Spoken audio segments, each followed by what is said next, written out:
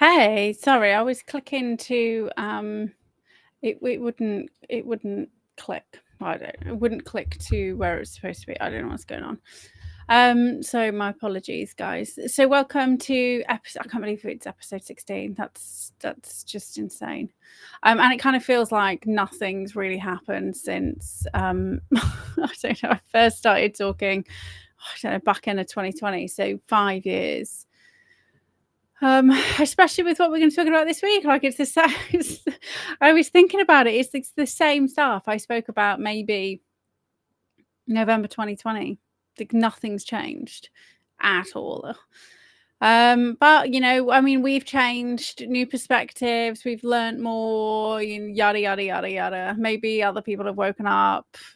I don't know. Let me just double check. We've got the right microphone. I think since I've changed the microphone, managed to kind of get it right. Okay, so we are going to start with, so today we're going to be talking about words matter, the Trump-Epstein PsyOp.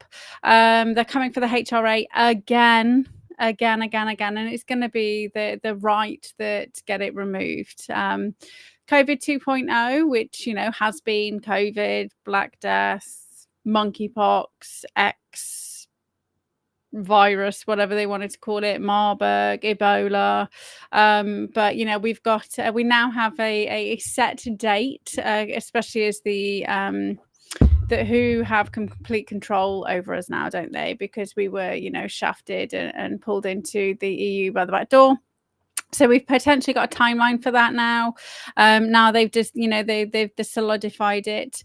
And then we're going to quickly talk about how we need to stop medicating children and what you can do, right? So for those of you who are new here, I could try and cover like 3 kind of like major PsyOps.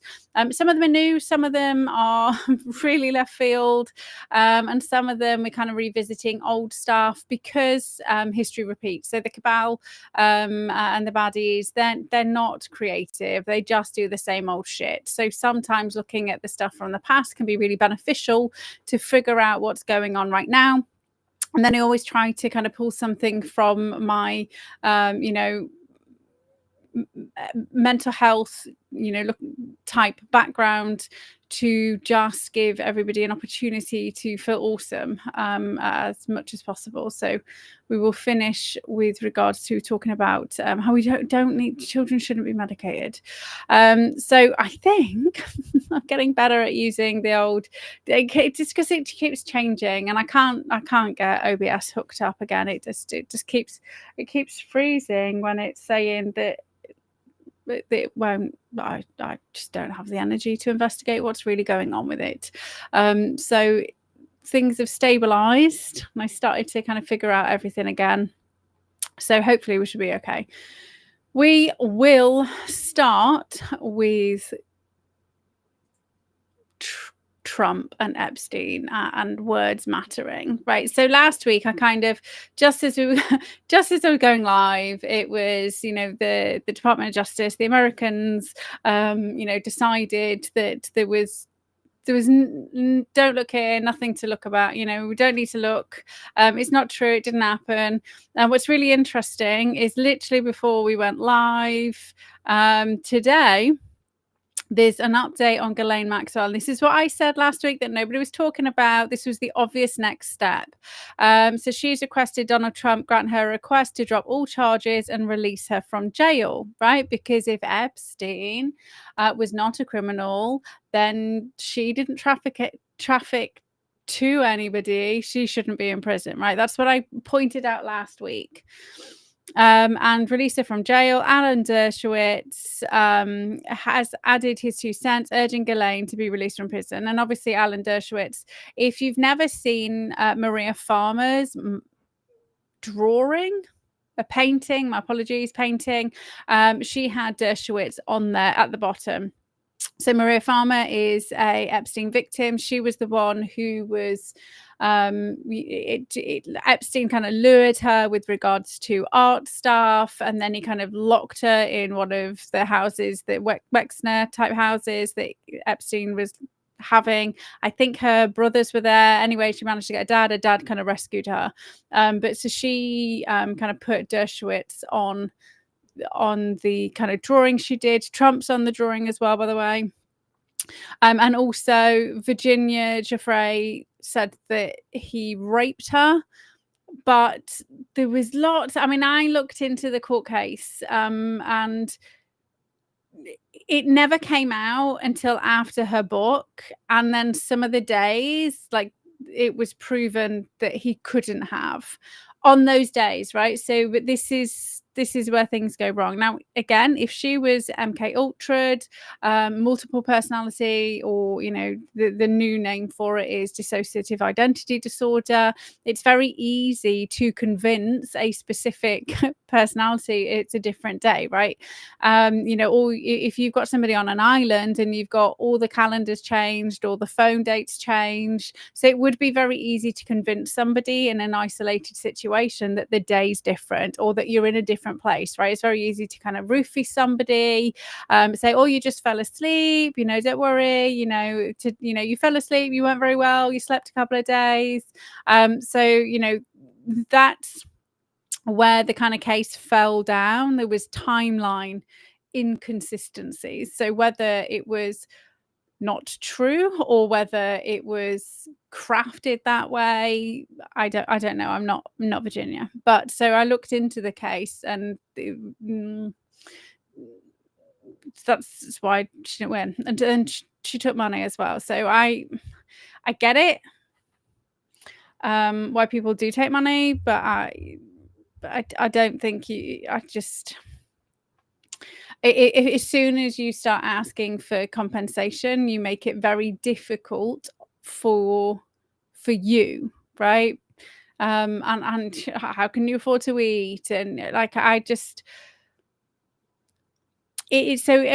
when you look into how court cases are done, if you don't ask for any money, right, you don't want any money at all whatsoever, then they can't wheedle out of it. You can't settle out of court if you aren't going to take any money, right? So, but if you kind of want damages and you want financial compensation, then they can settle. But if you just want, and that's the route that we were going with our injunction, which, you know, people on the right fucked for us by doing fake lawsuits really quickly and got everything that we were going to put in properly already dismissed and gone. And that was like about 3 weeks before everything got wiped from my computer.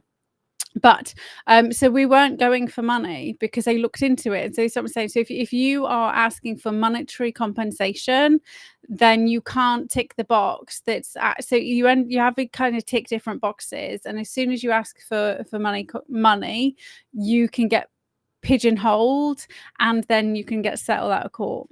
So this is how they get away with it, right? Because they just fuck you so that you can't afford to eat and you can't afford your home, right? So I'm not saying that she deserved to eat, but doing it for money will have made it harder for her. And again, you know, it's very easy to convince somebody that they are different days, different time. But again, also, like I've mentioned before, it's very easy to pretend to be somebody else, right? So we have to bear in mind the head of the CIA's disguise division, who the Bush one of the Bushes, I don't know American politics, one of the Bushes around that time when they were testing all the masking and the latex and all of that stuff, who knew the head of the CIA disguise, she was a woman, he knew her very well. She was fully masked as a completely different person, and he didn't know. Right. So, I mean, so the kind of like Biden bot shit that we've got going now, and you can clearly see like a mask line. And this is like decades after they got really good at being able to put disguises on. And if you've ever seen, there's a Oriental looking guy. And that's because I don't know what his background is, but he's definitely over that side of the world, who is a guy who has a mask on, and he looks like a hot young lass, and he's like an oldish dude, right? And obviously now with CGI and using the internet, is you don't even need to, you don't even need to mask up. But we do have to bear in mind that they are not good people, and we can't always trust. I mean, I don't trust anything that I haven't seen with my own eyes. I'm skeptical of everything. And then sometimes I'm skeptical if I've actually seen it with my own eyes or whether I just think I've seen it. Okay, but that's literally just happened. Like I said it would, right? How funny. It all happens like literally 7 days later. Just before we go, maybe 7 o'clock on a Monday is like the time and day things happen. So I wanted to kind of talk about Trump first, because I didn't get an opportunity to kind of read stuff.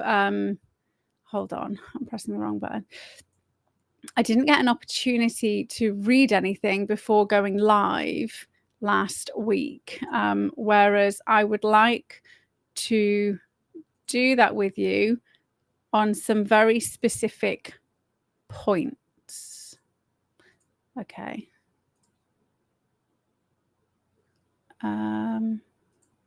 Okay, right. I didn't know whether you could see that or not then. I can't see it. Oh, wait. Oh, okay, it's fine. Okay, so this is the statement. So as part of our commitment to transparency, the Department of Justice and the Federal Bureau of Investigation have conducted an exhaustive review of investigative holdings relating to Jeffrey Epstein. To ensure that the review was thorough, the FBI conducted digital searches of its databases, hard drives, and network drives, as well as physical searches of squad areas, locked cabinets, desks, closets, and other areas where responsive material may have been stored. These searches uncovered a significant amount of material, including more than 300 gigabytes of data and physical evidence. The files relating to Epstein include a large volume of images of Epstein, images and videos of victims who are either minors or appear to be minors, and over 10,000 downloaded videos and images of illegal child sex abuse material and other. I don't like the way that they've used the word pornography. It makes me very angry. Because it's probably not pornography, right? It's probably bestiality, rape, torture, snuff films, right? So when we say child sex abuse and when we say pornography, it really diminishes what's actually, we need to stop doing that. We need to start showing people the actual horror of stuff, right? Anyway, so teams of agents, analysts, attorneys, and privacy and civil liberties experts combed through the digital and documentary evidence with the aim of providing as much information as possible to the public while simultaneously protecting victims, which they 100% should do.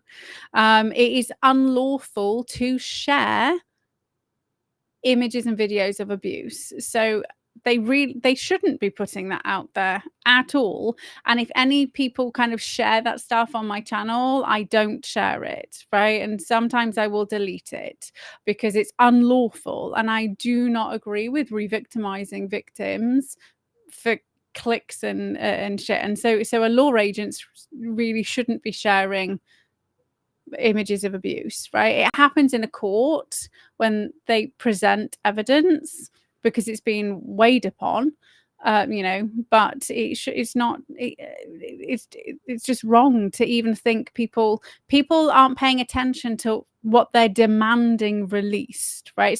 So if we take it away from Epstein, right, and we just go to any one of the sick pedo fucks who are in court, I don't know, 3, 4, 5 times a day in the UK at the minute, and this is what it feels like.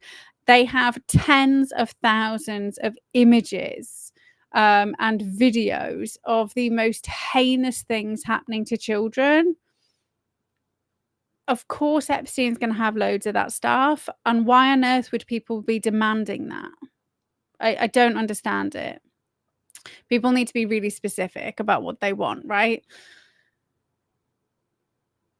So much of the material is subject to court ordered sealing. That's really important, right? So I keep saying it. Do you remember there was almost 250,000 sealed indictments in 2020? 250,000. And I know it came down quite a bit because people kept like randomly dying or disappearing. But there were 200. So this is words matter, right? And this is why I kept sharing that Peter Hyatt stuff with you. May he rest in peace. Like, I am eternally grateful to everything that he did to help people use statement analysis. I shared his stuff with you over and over and over again so that you could really see what was going on by the words that people were using. Because that tells you everything. The reason why people don't understand what's going on quite often is because they're not listening to the words that people are using. And instead, they're hearing things based on the emotion that they feel. And that's not the way that we need to be listening to what's going on. Okay, so much of the material is subject to court-ordered sealing. So you cannot, and they should not, release anything which is being court-ordered sealed, especially as we know, right? We 100% know Epstein was part of a Mossad blackmail ring, part of, this horrific human trafficker doing horrific things. If those pieces of information are also being used in court cases, if that's released, those court cases can't go ahead. Those people can't get tried on evidence. You don't release evidence before trials. So we've also got only a fraction of this material would have been aired publicly had Epstein gone to trial, as the seal served only protect victims and did not expose any additional third parties to allegations of illegal wrongdoing, right? And it says additional third parties. So hold on to that before we get down to this big yellow box. So people have highlighted this yellow box and they missed the top bit, but that's fine. Through this review, we found no basis to revisit the disclosure of those materials, right? So they're telling you everything that they have is the same stuff that's already been released, right? So the stuff that they have and they've had access to is the same stuff that's already, because he's talking about, we found no basis to revisit the disclosure of those materials. And then obviously they will not permit the release of child pornography, right?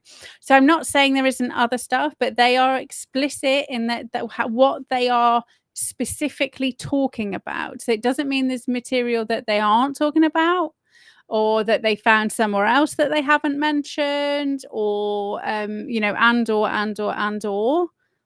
But the very things that they have explicitly mentioned in this thing, they are telling you it's the same stuff that's already been spoken about, bar child rape, torture, murder, trafficking, experimentation, right? So it's not pornography. That's not what Epstein was doing. To be honest and be real, okay? So they're telling you it's not new stuff that they were looking at.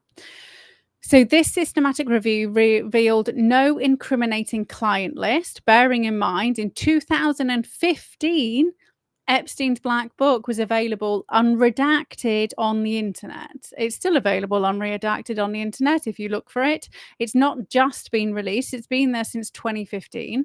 There was also no credible evidence found that Epstein blackmailed prominent individuals as part of his actions. Now, I think this is really interesting because Epstein, if you think about the hierarchy of the way that an intelligence agency works, is it wouldn't be Epstein who's blackmailing them, right? Because Epstein wasn't the person in charge. He was just the worker bee, right? So we had Wexner was paying him. He was being funded by Mossad. He was being funded by CIA. So it wouldn't be Epstein who's blackmailing anybody, right? So people going, Epstein was the blackmailer. No, he wasn't. He was the honeypot. right? He would have been turning over the information he had, the same as Diddy, right? Diddy wasn't blackmailing anyone. He was just the one who was recording it all and giving all the information to his bosses, right? So that was the conspiracy charge with no other person. It's the same. It's the same thing happening.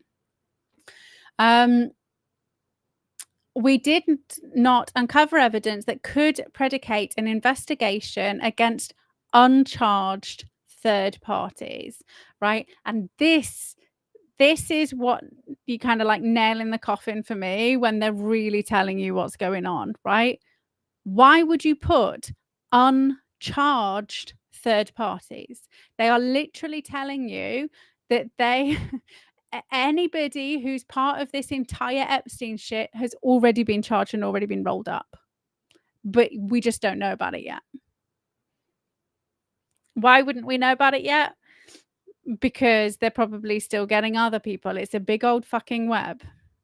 And I've mentioned it before, right? If you think about the number of people who are, you know, abusers, pedophiles, you know, Satanists and all of that stuff. And just in the UK alone, right? Actually, if we just talk about, you know, just, you know, we know that they're judges, lawyers, head teachers, in the military, in the parliament, in the hospitals.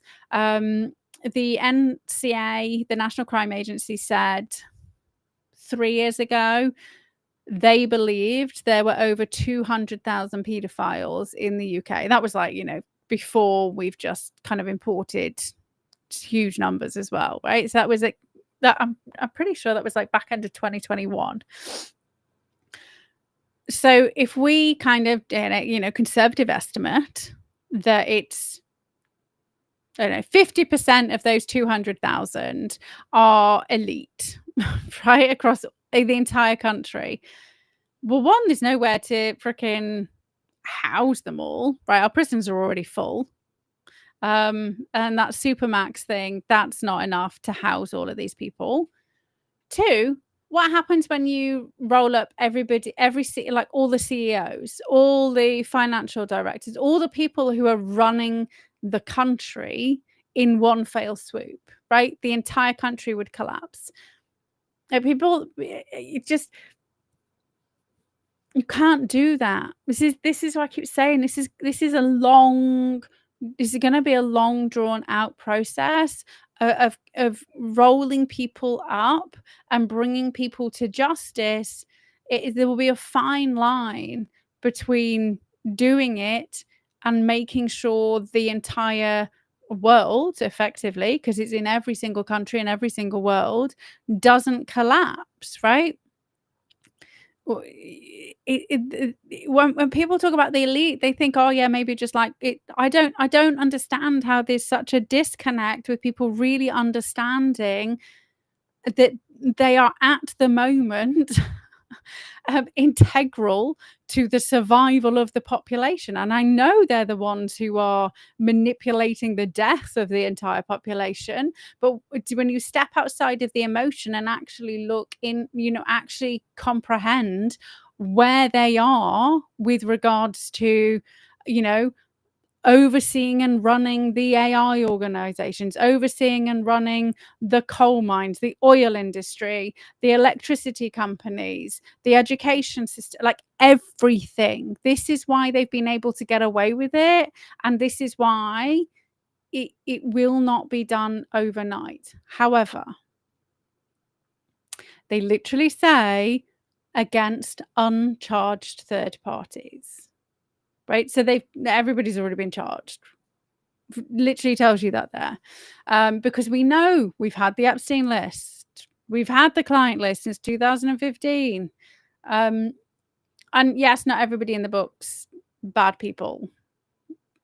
You know, some people, maybe he tried to be bad and they just said no, but you know, you don't always.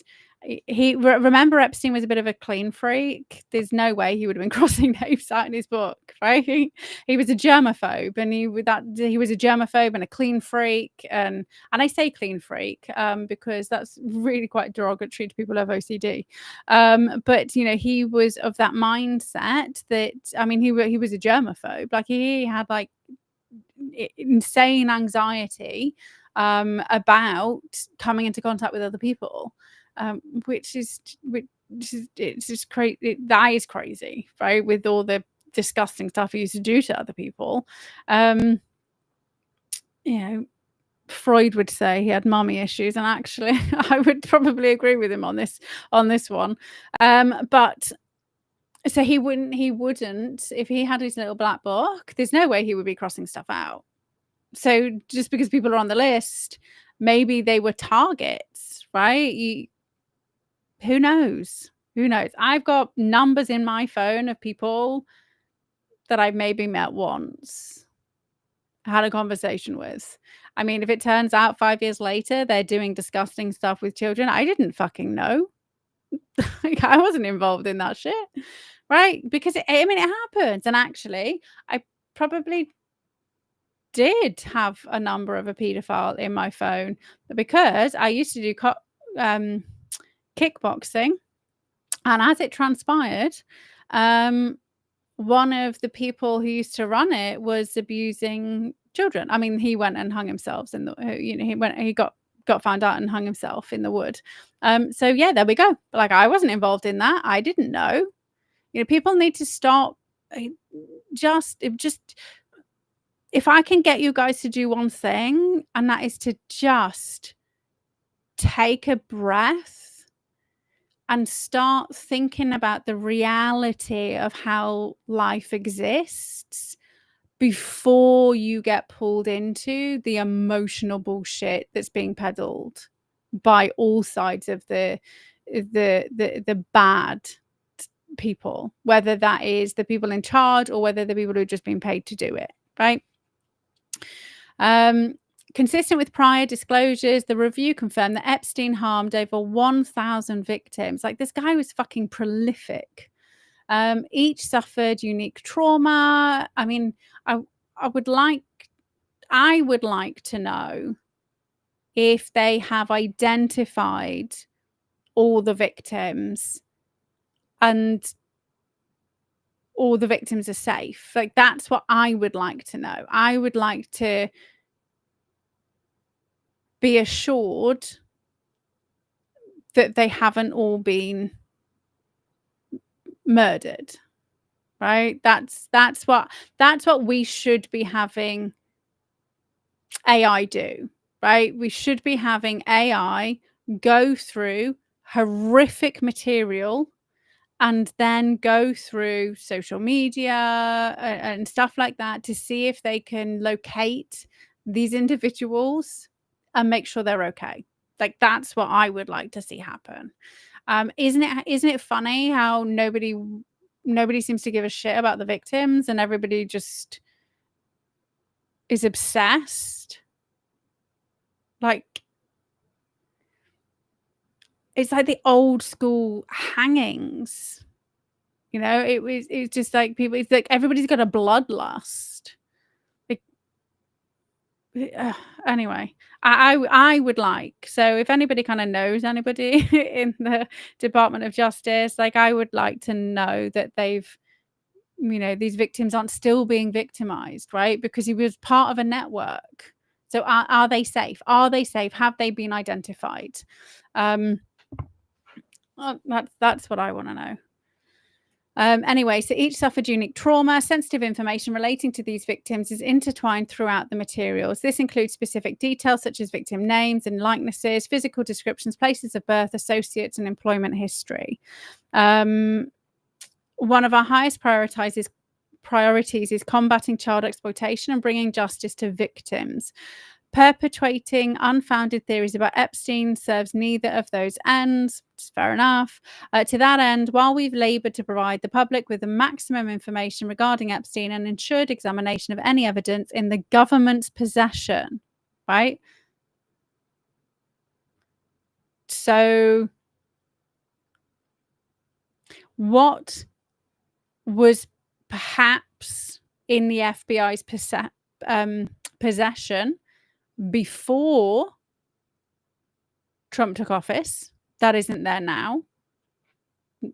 I mean, that's a very real possibility. Okay. Because it was 4 years. 2019, he was arrested and then he didn't kill himself and didn't die, potentially. Very easy to remove stuff before Trump got back in office. It is to the determination of the Department of Justice and the Federal Bureau of Investigation that no further disclosure would be appropriate or warranted, right? So based on everything that they have, right? They have been very, very specific in their wording. Based on everything that they have, any kind of evidence already leads them to people who've been charged, and they're not talking about who those people are. Or it's horrific material of children and they are never going to release that. That's what they've got. Also, why isn't anybody demanding like arrests of the Wiener laptop or Biden's laptop and all that stuff? It's like we've forgotten about the rest of the stuff, but okay. Okay, so that's the first thing I wanted to kind of go through. Let me just get rid of this random spam bot thing. There we go. Next one. Do I want that one or do I want this one? Yeah, this one.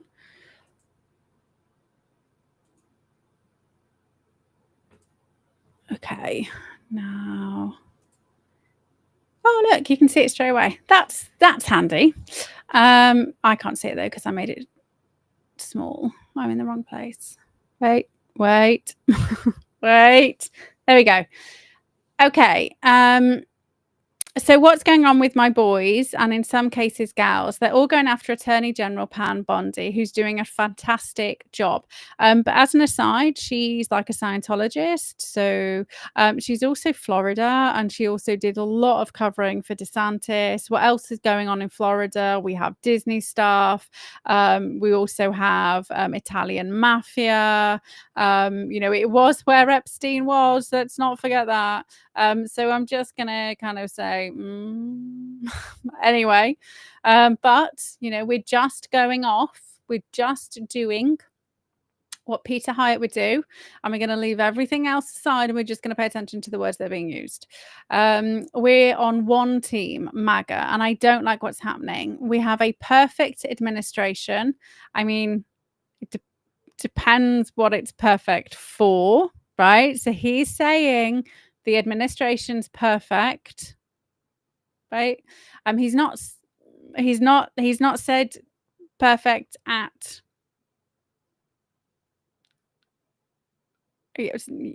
That's still left to interpretation, right? The talk of the world, and selfish people are trying to hurt it all over a guy who never dies, Jeffrey Epstein, right? So he never dies, which is interesting. I wonder how many times they've tried to kill him. He hasn't said he's dead, right? He didn't say over a guy who killed himself, over a guy who died 6 years ago, over a guy. I mean, he's had to write this, right? This isn't something that he's just said off the cuff. He's had to sit down and write this, right? And remember, I kind of the Freud, when you're speaking anyway and you're emotional, Freudian slips will always be true, right? So even if he's written this and been really angry because he's pissed off with what's going on, then this is going to be even more true, right? He's literally saying Jeffrey Epstein never dies, never. So Trump's telling you he's not dead. Right. And we know that they stitched together 2 or more different video frames, and then there's a missing frame. And I mean, it's all being done very dodgy to get people to talk about it, right? Really obvious. Okay, right. They could have CGI manufactured that entire thing, and people probably wouldn't have realized. Like, they could have just so people will go to the cinema to watch films, and they will come out of the cinema and go, "Oh my god, that was so realistic. Oh my god, it was amazing." And even if you watch TV things, right? And, you see airplanes, and I don't know why in the last 8 years the technology has become so shit, it's all really obvious that it's fake, because it never used to be obvious that it was fake, right? I feel like they must be doing it on purpose so that people are too dumb to realize that the shit technology they used to have, you never used to have this weird line around people, and you wouldn't have known the difference. Okay, but so just bear in mind, people go to the cinemas, and when you like that freaking Avatar film, like, how realistic did those weird non-human things look, right? And those, and yet they couldn't do a good stitch job.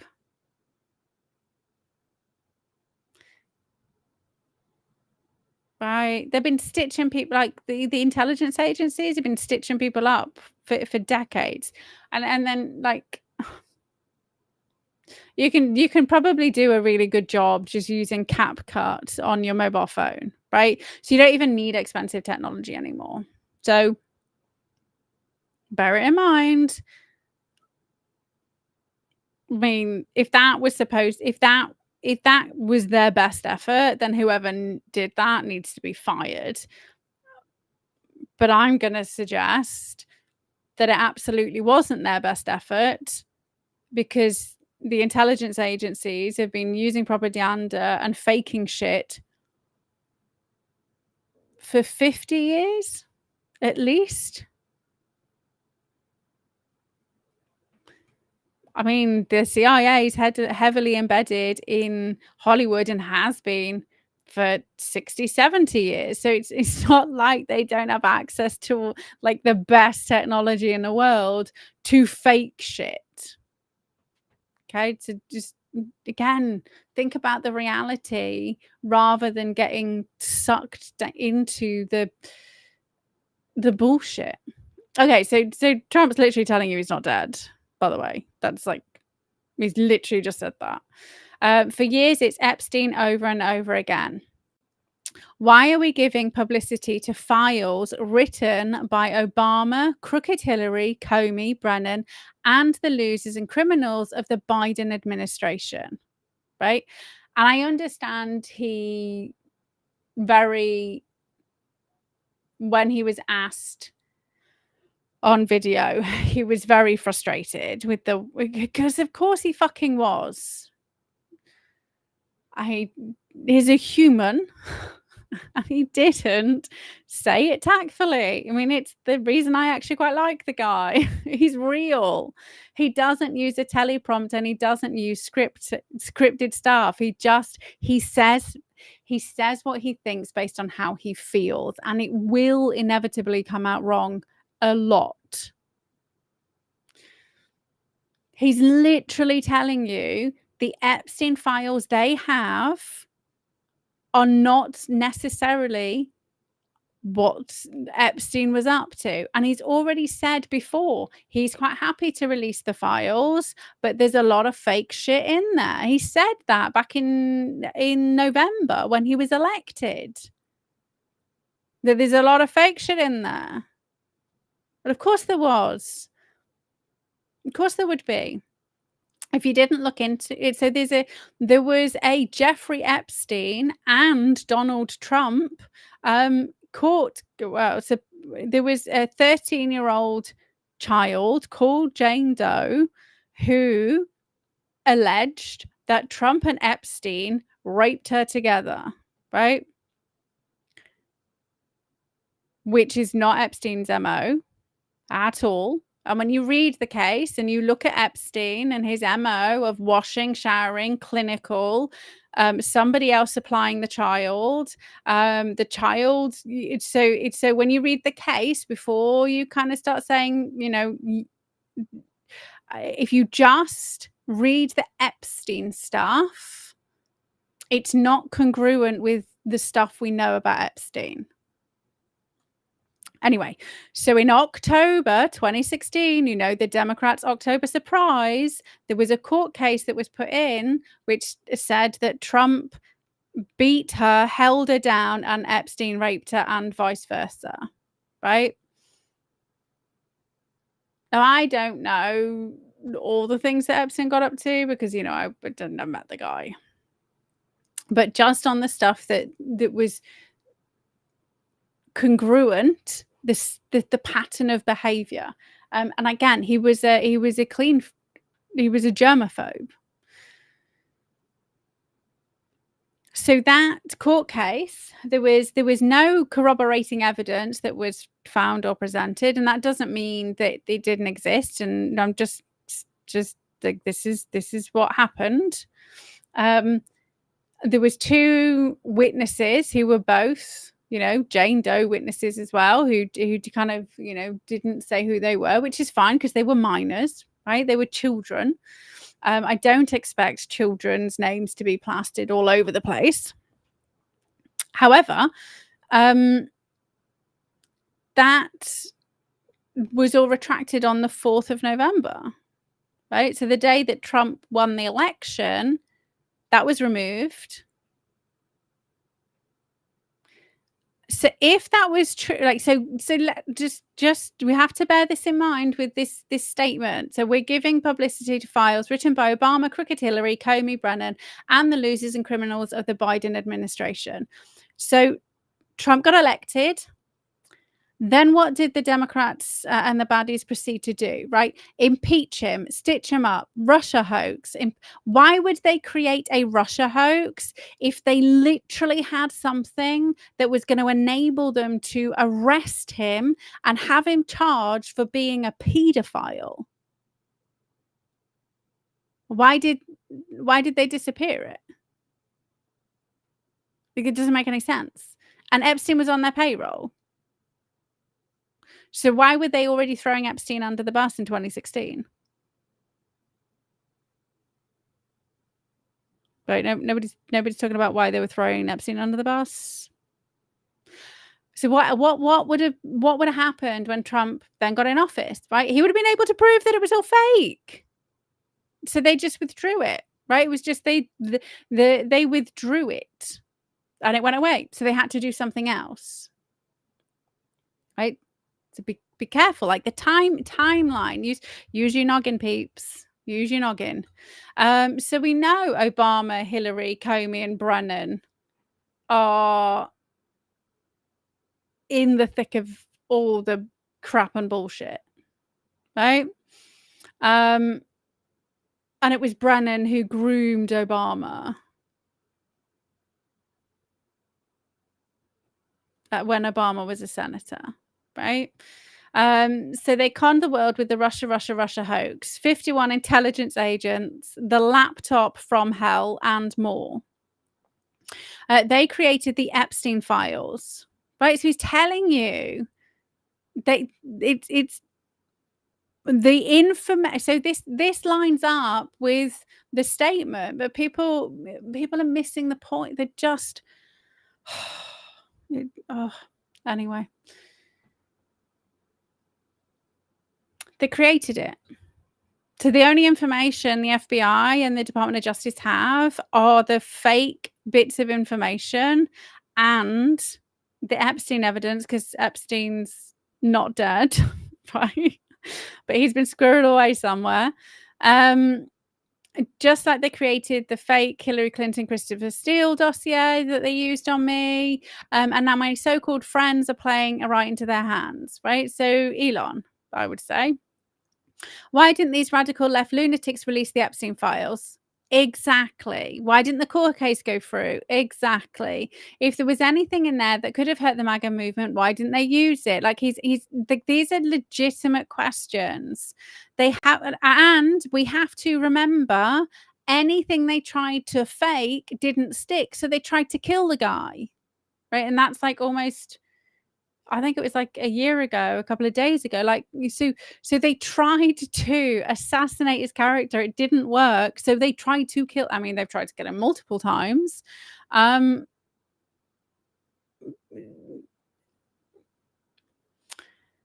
if there was anything there that could have hurt the MAGA movement, why didn't they use it? They haven't even given up on JFK or Martin Luther King Jr. files. No matter how much success we've had, securing the border, deporting criminals, fixing the economy, energy dominance, a safer world where Iran will not have nuclear weapons, it's never enough for some people. I mean, I can understand why the guy's getting pissed off. I mean, he's being shot at, poisoned.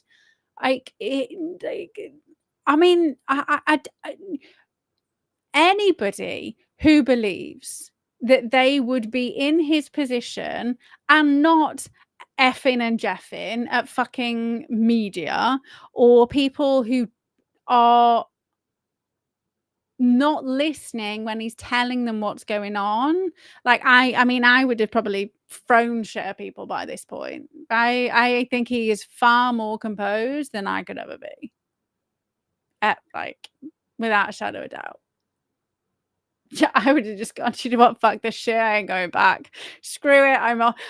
Screw it, Elon. Like, you build me a house on Mars. I mean, he doesn't even need to build me a house on Mars. They've been there since the 60s. So just next time you all whiz up to Mars, I'll go there. Leave these fucking clowns to Earth. I'm done. I mean, I genuinely, I'd have been like, fuck this shit.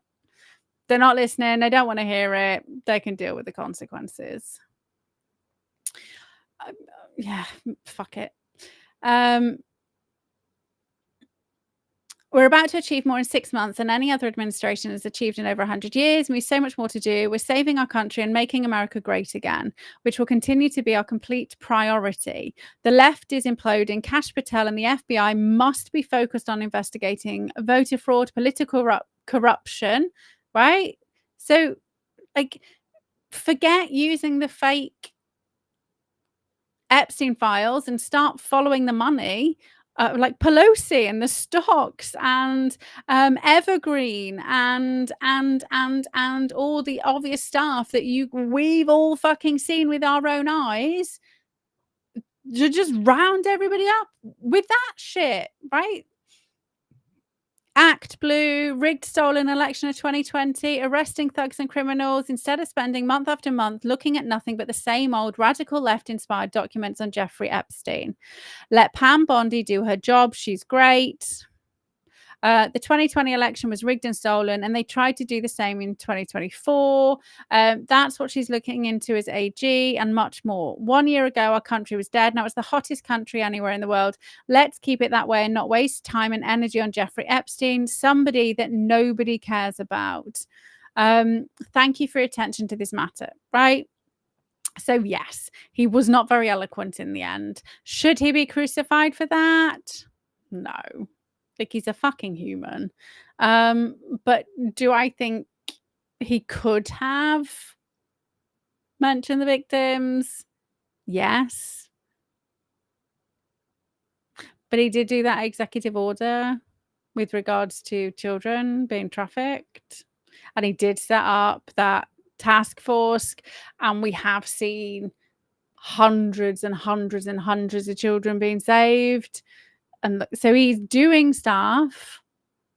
People, we have, yeah, he's a human, right? If that was an auto pen robot written, I'm sure it would have been perfect.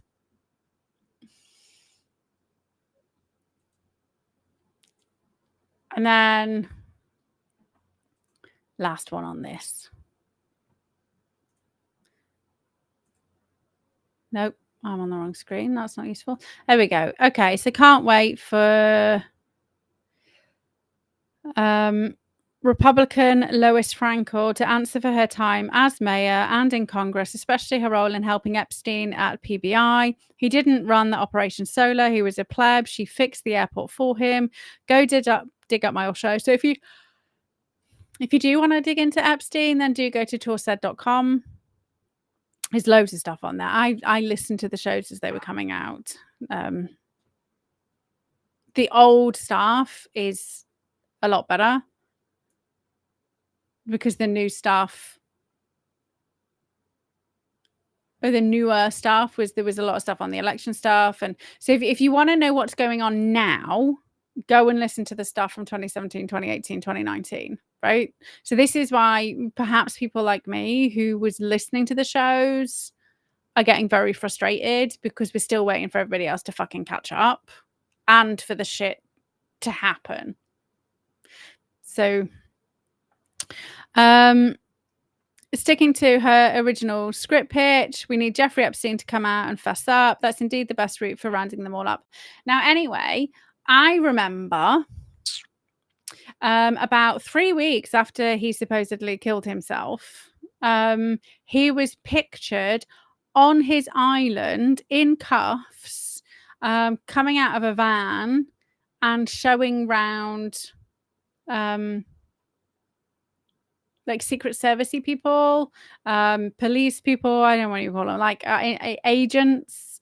That, I mean, there was a few photos that were floating around, whether they were true or not, but I've always been on the fence with whether he died or not.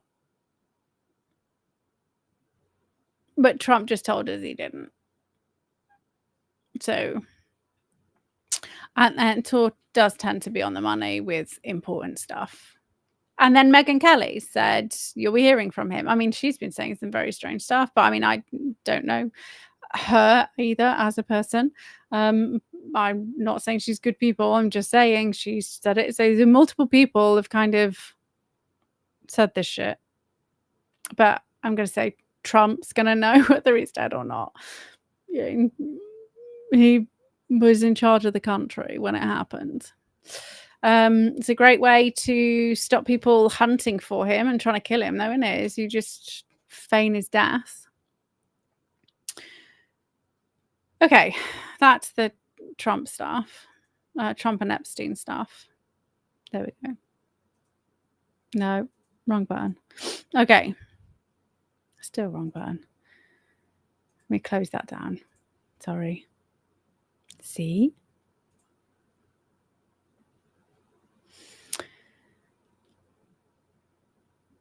Oh, okay. This might be very long. Okay, so they're coming for the HRA again, right? So that's the Human Rights Act again. I am getting so frustrated with this because this is what's going to kill us. So if you haven't read A Pale Horse by William Milton Cooper, also known as Bill Cooper, Behold a Pale Horse, he goes through what their plan is. And they've done this before. Okay, if you look back at English history, they've done this before. The plan is to have outlaws, right? You play by the rules or you're outlawed.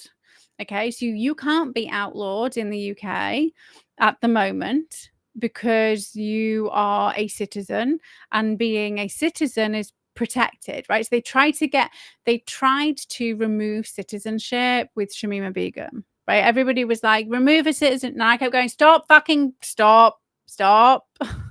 because if they can do it for one person who was born here, they can do it for all the people who are born here, right? You've got to, they want you and me rolled up, right? If other people have to get sacrificed for that, they don't give a shit, right? But stop with the emotion, start thinking about, but what would happen if how would this affect them being able to come after me, right? So thankfully, they weren't allowed to uncitizen Shamima. So Trump just posted that he's going to uncitizen somebody. I don't agree with that. Like, they don't have the Human Rights Act over in the USA. I don't think you should be able to uncitizen somebody from a country where they're born, right? I think if somebody's born, like, as in, like, I don't mean somebody comes over on holiday and then gives birth, or, you know, somebody jumps on a boat and gives birth. That's not citizenship. I mean, like, somebody who is born part of the fabric of society, and does bad shit. Like, that's on that society to deal with, right? Uncitizening somebody and exiling them and then becoming an outlaw is not good. We have a responsibility to humans, right? We why is it always the fucking religious people who are so anti-humanity and anti-forgiveness and anti-redemption and anti all the stuff that they say is in their fucking book? Anyway, so what was Bill saying? So you become an outlaw, and then that gives them free rein to go after your family, right? So because I'm an outlaw, they can round up my family because they're tarnished with the same brush. Then they can torture. If I've escaped, then they are legitimately allowed to torture, rape, murder. I mean, they probably wouldn't murder because once somebody's dead, then you're not going to want to turn yourself in, right? So that's the cabal route to ensure compliance. And they don't have to do it with one person, right? They'd only have to unperson one person and then make an example of their family before everybody else falls in line. And I've said before that if somebody comes after me, then like it's me, right? But if they come after my family, then I'd stop talking. Because it's not their decision to put their heads above the parapet. It's not their decision to do that. And how would you feel if people you loved were being flayed, right? If you've ever, I mean, I used to just a very disturbed childhood. I mean, it's what happens when you turn off your empathy.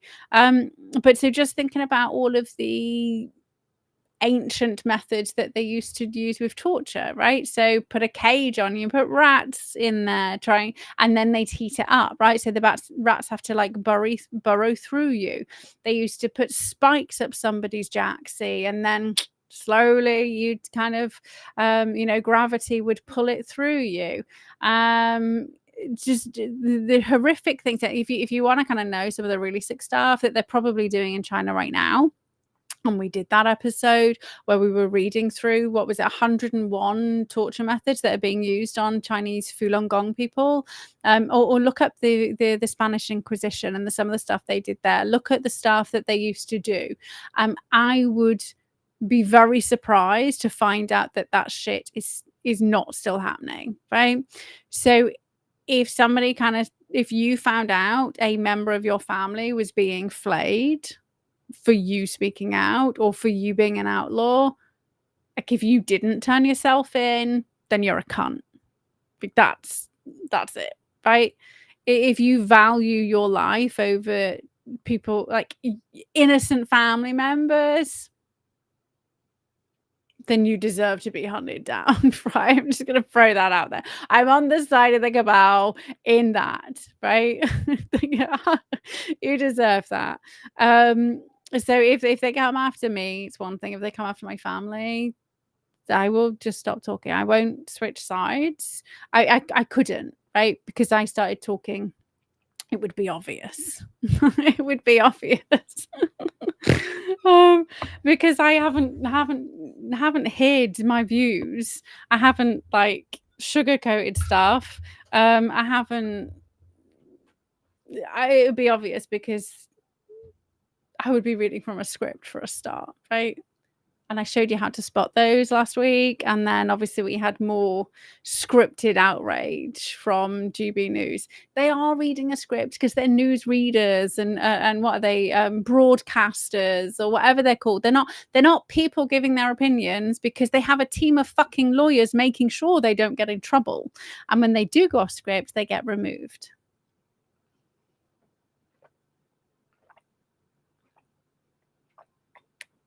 And anyone who it's water in a gin glass, by the way.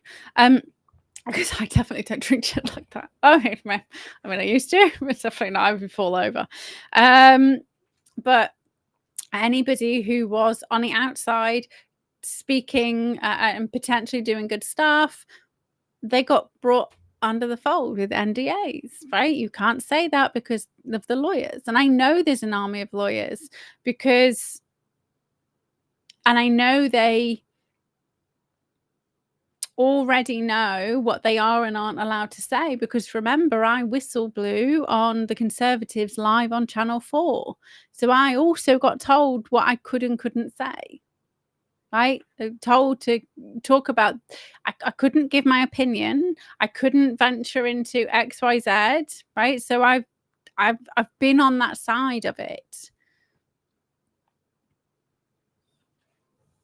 I also went up against the BBC when they kept and still do say that Katie allegedly worked for the Conservative Party. So they take Lucy Allen's side, even though I provided like documented evidence that they can, like, I literally had like my bank statements that was being paid by the Telford Conservative Association, right? And I got a very, very long couple of page worded document about how the lawyers had checked and this lawyer's spoken to that lawyer at the Conservative Party and the Conservative Party hadn't paid me, and I kept saying I didn't say the Conservative Party paid me, kept saying Telford Conservative Agency did. So this is what they do. This is why I was telling you all, you have to pay attention to the words that they're using, because they just dug around shit. But so it's fake outrage. So they're coming for the Human Rights Act again, and it's going to be the fake conservatives who get it done. And at that point, it will be game over. And anybody who actually uses the Human Rights Act in the way that it was intended, so if they come after you, right, and you use the Human Rights Act and you stand by the letter of the law, innocent until proven guilty of a crime, not a non-crime. I'm not going to play the non-crime game because that's not what the law's about. So you show me a crime, show me a victim. Like I will counter with law. You can come out with legal bullshit, and I will counter it with regards to the law, and we'll see where we go, right?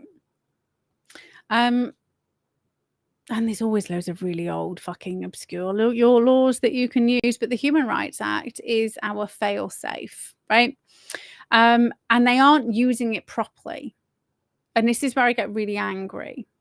So they are saying we can't deport people because it's against their human rights. So it's about time we read the Human Rights Act again, okay? And let's do it again. And you'll see that they're lying. They're lying. Human Rights Act legislation.gov. Oh, I should have got my book. I bet it's in there. Oh, no. I bet it is in there. I bet it's got extra information in there. Where is it? We'll go to the actual official thing. The articles. Okay, it's important to realize some of these articles are kind of like no if, no but laws. And other ones are like, yeah, but laws. Okay, so some of them are like, you can't do this shit. And some are, nah, we can sidestep this a little bit, right? So there's two types in here.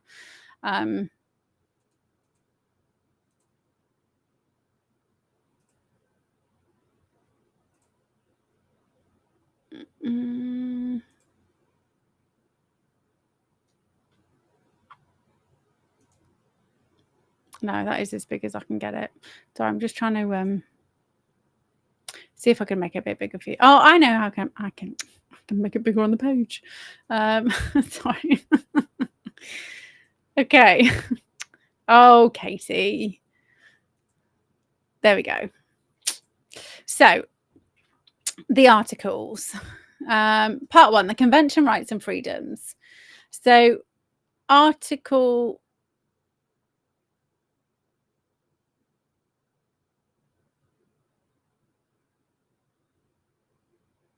2. I don't know where Article 1 is. That's weird. Why is it starting with Article 2? Wait a minute.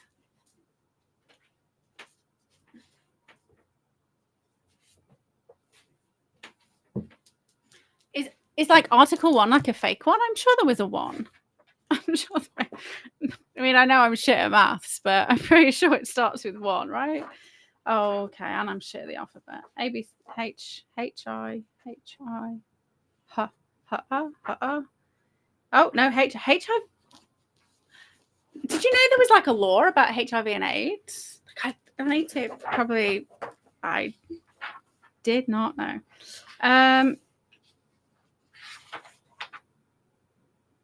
Homicide. Somebody tell me where U comes. Oh, human rights.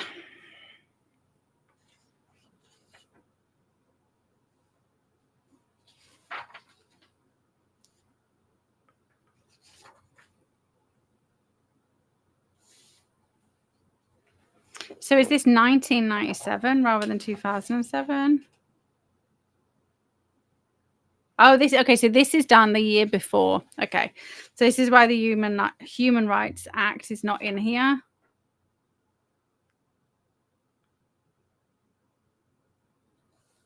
Well, that's a shame.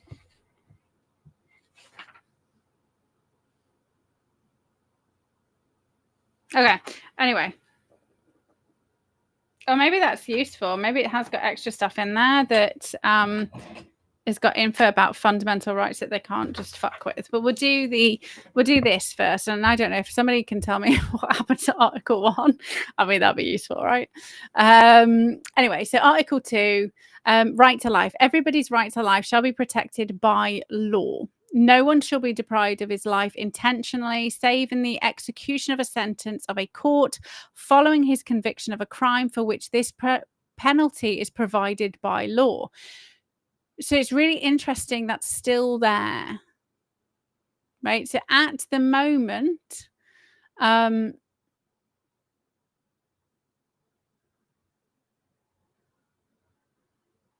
we don't have the death penalty on the books. Do you remember I said that we don't have a shoot to kill? Like it was against the law to shoot to kill.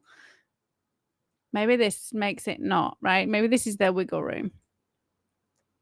But it's interesting. It's still on there. We could very easily get it reinstated and then they can't say it's against the human rights. I am just going to clarify again. I don't agree with murder in any way, shape or form, even state sanctioned. But, you know, I am all in on democracy. And if everybody else, it doesn't mean I have to agree with it, right?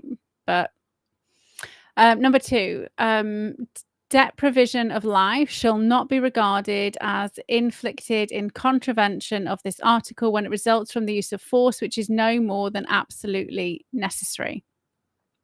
In defense of any person from unlawful violence,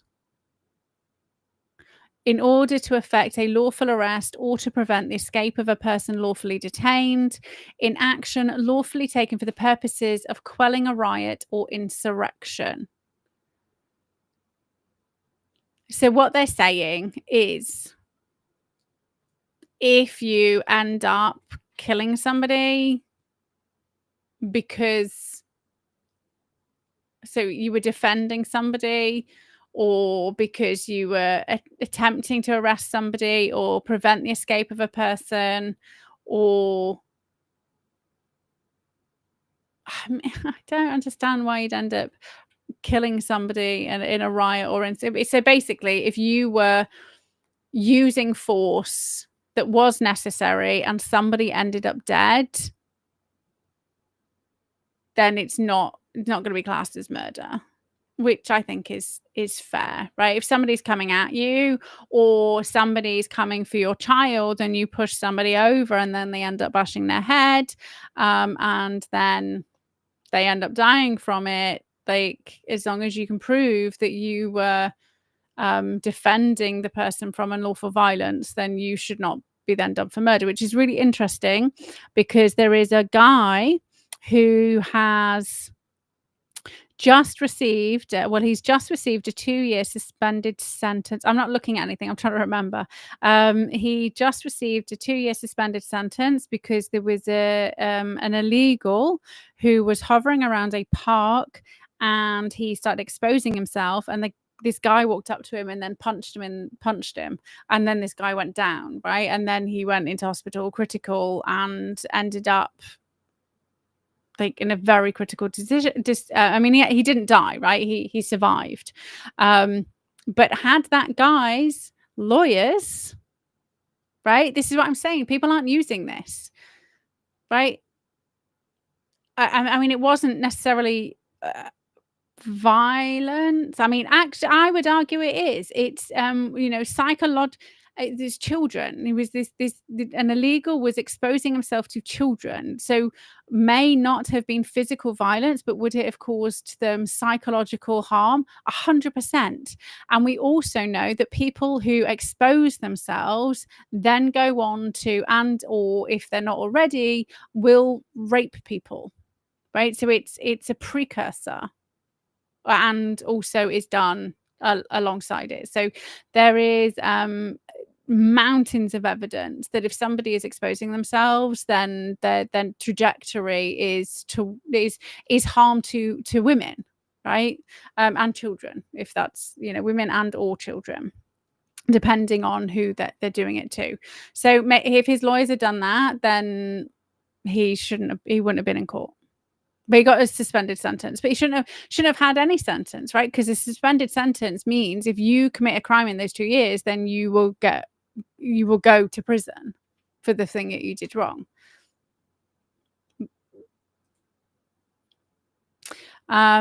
Article 3, no one should be subjected to torture or inhumane or degrading treatment or punishment. And had Julian Assange's lawyers used Article 3, then he wouldn't have been treated the way that he was treated, especially as he wasn't actually convicted of a crime, right? So if they'd have actually used the Human Rights Act, he wouldn't have been where he was, but by the by. So, and again, Lucy Connolly, if her lawyers use the Human Rights Act, so she is not allowed to see her family. She was denied bail, so all of these things compared to other people, it is very easy to make a case that she and these three at the beginning with the first one missing, these three at the beginning are like no if no buts, so but it can't be done. But also, I would argue, it was Charlie Bronson. But I mean, he did keep doing dodgy stuff. But anyway. Article 4, no one shall be held in slavery or servitude. I would argue that we're all being fucking held in slavery and servitude. No one shall be required to perform forced or compulsory labor. I would argue that we're all fucking doing that, because the taxman keeps taking all of our money, and it's just bullshit. For the purposes of this article, the term forced or compulsory labour shall not include any work required to be done in the ordinary course of detention imposed according to the provisions of Article 5 of this convention or during conditional release from such detention. Any service of military character or in a case of conscientious objectors in countries where they are recognised, service exacted instead of compulsory military service. Any service exacted in the case of emergency or calamity threatening the life or well-being of the community. That's interesting. So hold on to that when we talk about COVID 2.0. So you can be hauled up and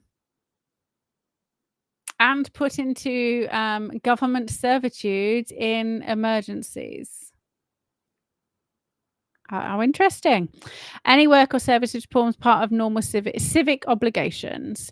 Article 5, right to liberty and security. Everybody has the right to liberty and security of person. No one shall be deprived of his liberty, save in the following cases and accordance with the procedure prescribed by law. So this is where they are misusing this act, right? When they're saying they can't be deported, when they're saying they can't be put in prison because he didn't speak the right language, when they're saying and, they're ignoring this. They're just like flat out ignoring it and nobody's bringing it up.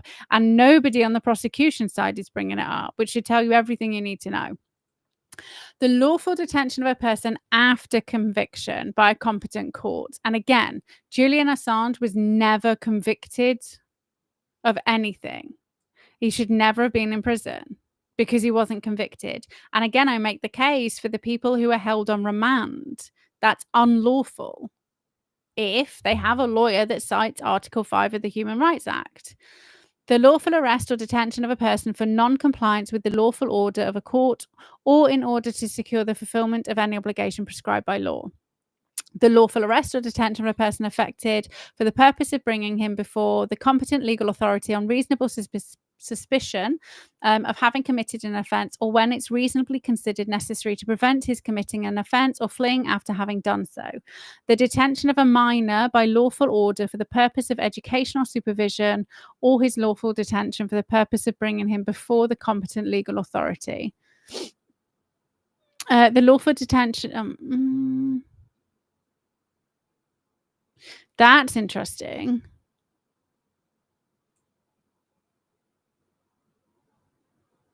So is that saying they can take the kids off parents who don't want to take their kids into school? I might have to look into that. That's interesting. The lawful detention of persons for the prevention of the spreading of infectious diseases of persons of unsound mind, alcoholics or drug addicts or vagrants. See? Infectious diseases. You can have your right to liberty and security of person removed if you're a spreader of disease, right? Which is what happened in COVID. But this one's not I'm pretty sure this one's not a unanimous one. Or maybe it is. Of persons of unsound mind, alcoholics or drug addicts or vagrants, the lawful arrest or detention of a person to prevent his effecting an unauthorized entry into the country, or of a person against whom action is being taken with a view to deportation or extradition.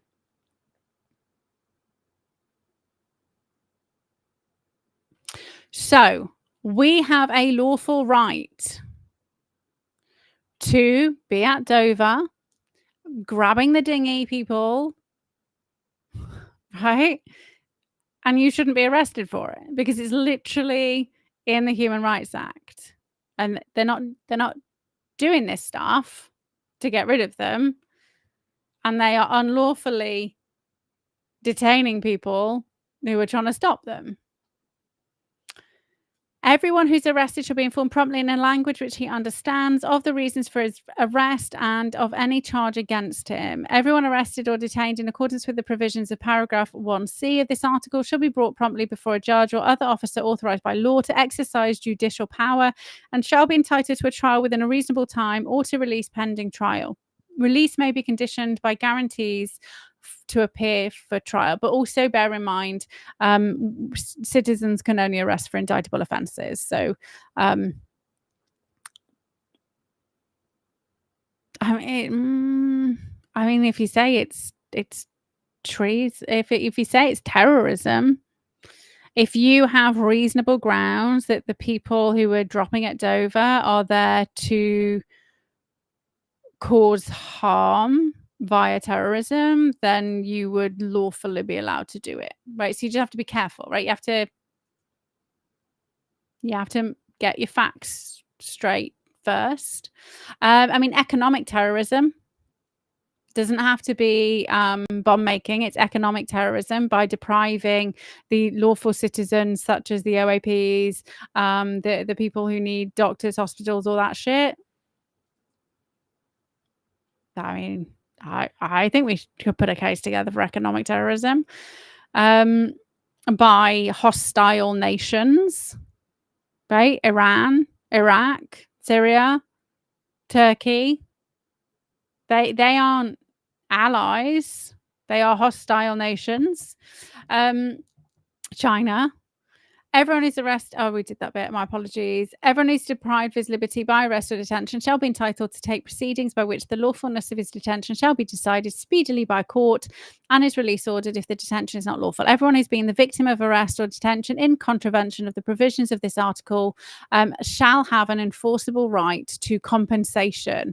Oh, Julian Assange, I do hope that your handler, lawyer, wife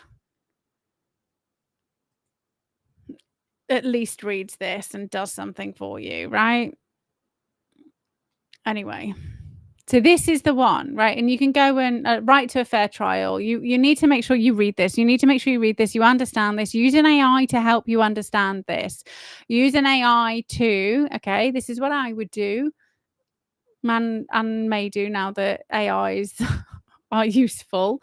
So the first time we kind of looked at this, I'd never even spoken to an AI. So is ask it to get case law pertaining to all the illegals. And this is not, I mean, not so that you can go and arrest and detain illegals, which you can, right? You can lawfully. But I mean, but because they all get off it, right? So all of their cases are the evidence you need to prove your case, right? Because case law sets precedents, and once one has won, they will continue to win, right? But so that's why we need the case law.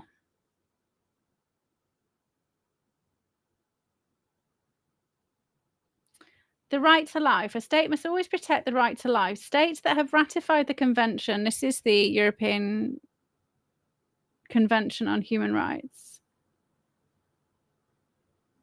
Yeah, the European Convention for the Protection of Human Rights and Fundamental Freedoms. States that have ratified the convention can waive their human rights obligations during war.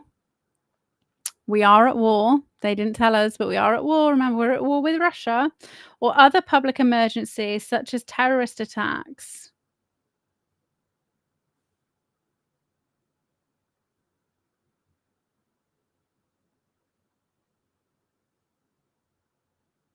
Lethal force may be justified if it's used to defend someone from unlawful violence, to make a lawful arrest, to stop a lawfully detained person escaping, or to quell a riot. It's interesting how they actually say lethal force in this one, and they kind of made it really silly worded. Deprivation of life shall not be regarded as inflicted. Whereas HIV.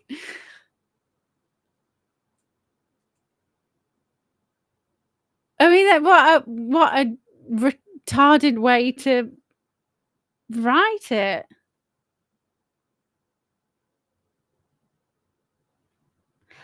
Well, that's interesting. The reason why it's in here, because I was like, well, why is that on our statute? It's because it's in the European court. It's in the European one.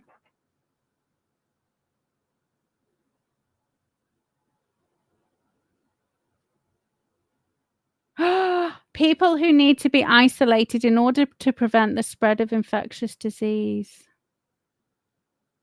When the right to liberty can be taken away. So in 1997, when we wrote the European Convention, they were writing it into law.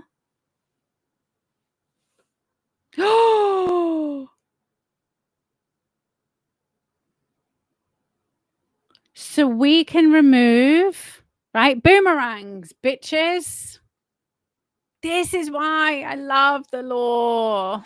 This is why the cabal are dumb, right? So yes, of course, they can remove our liberty, and this is where we're going next, right? Because it's talking about COVID 2.0.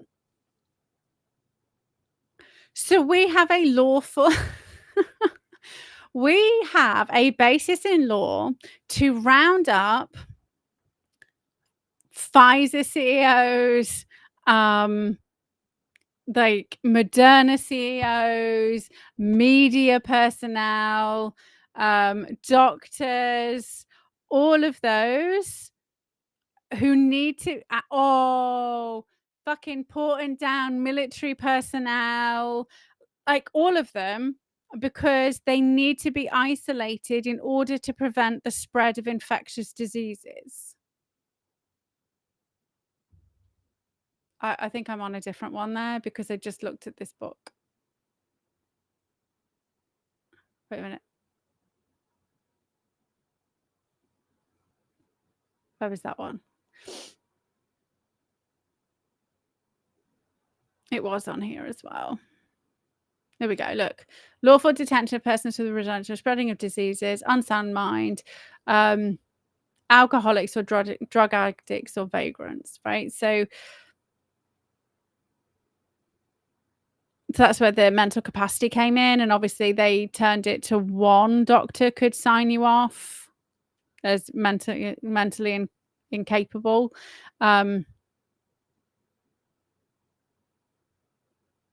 How easy, right? This is where it's dangerous.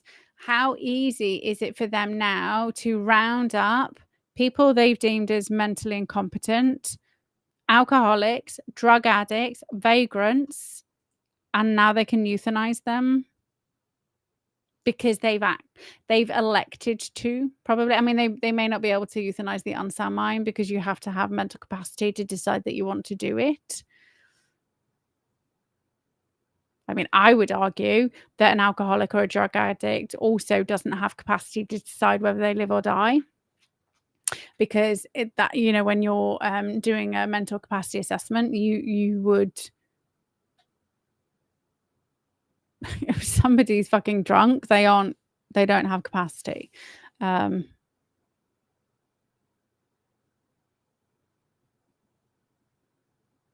really interesting. See, we've got to pay attention to the boomerangs. Okay, so what are they trying to do? This one.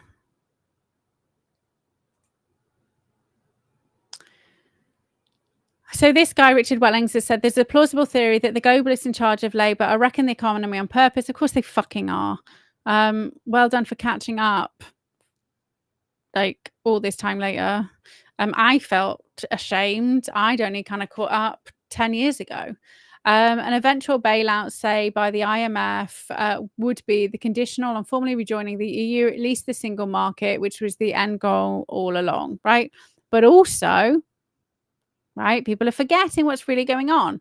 Collapsing local councils, nationalising all the services, complete totalitarian control. No jab, no water, no jab, no food. We had to line up to go into a supermarket. You had to show your COVID pass, right?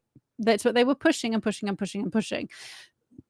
The Human Rights Act genuinely is the only thing that's protecting people. Where is...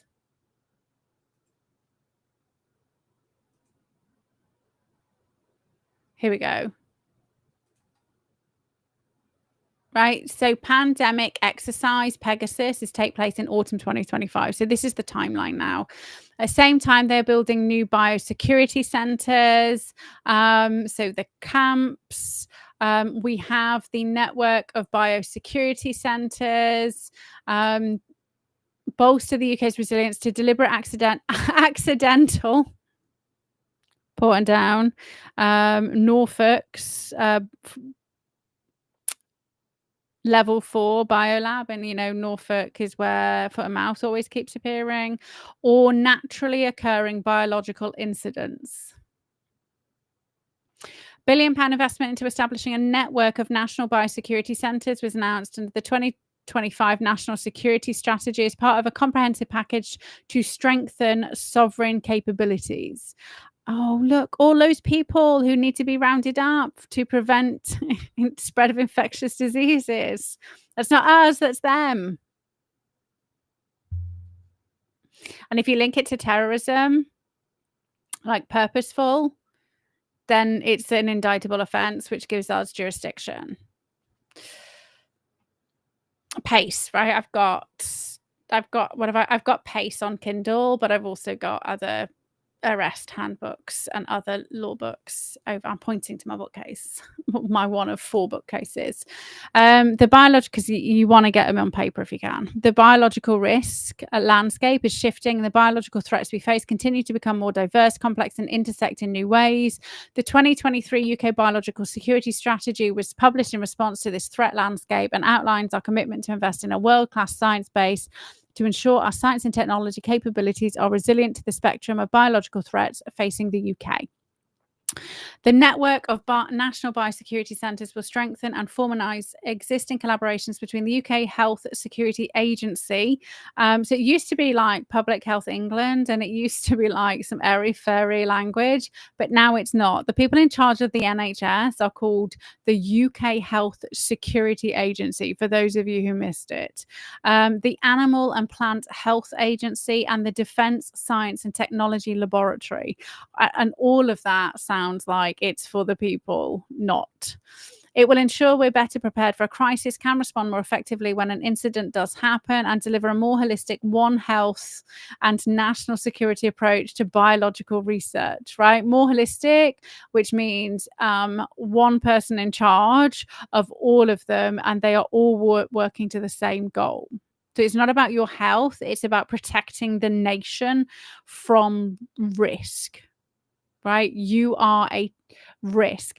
And we've got precedents of saying these biological things are terrorism because that's what they painted us as, the unvaxxed as, during COVID, right? So that's what they were trying to do was paint us as domestic terrorists. So they did that.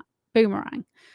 So national biosecurity, but this is why they're trying to say we should forgive and forget, and it didn't happen, and they keep deleting stuff, is because they rely on the fact that people have really short memories. National biosecurity centres are government-owned and operated facilities that meet 3 principal criteria. They provide a sovereign national capability upon which the UK is dependent for its biosecurity. So you're a biohazard. If you've not seen Containment, the series, then you probably should. They have an international reputation and upon which there is an international dependency.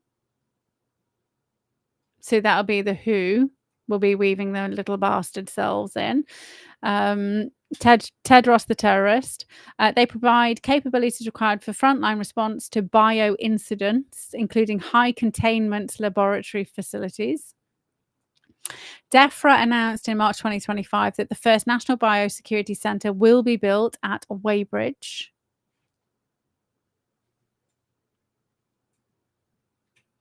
From 2027. Like, that's soon, peeps. Like, that's... oh my God, Weybridge is in Surrey. Hold on. Oh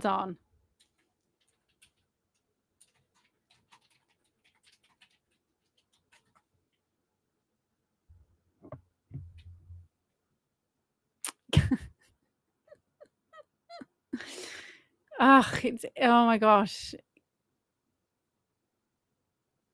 Guess what's only an hour away? Right?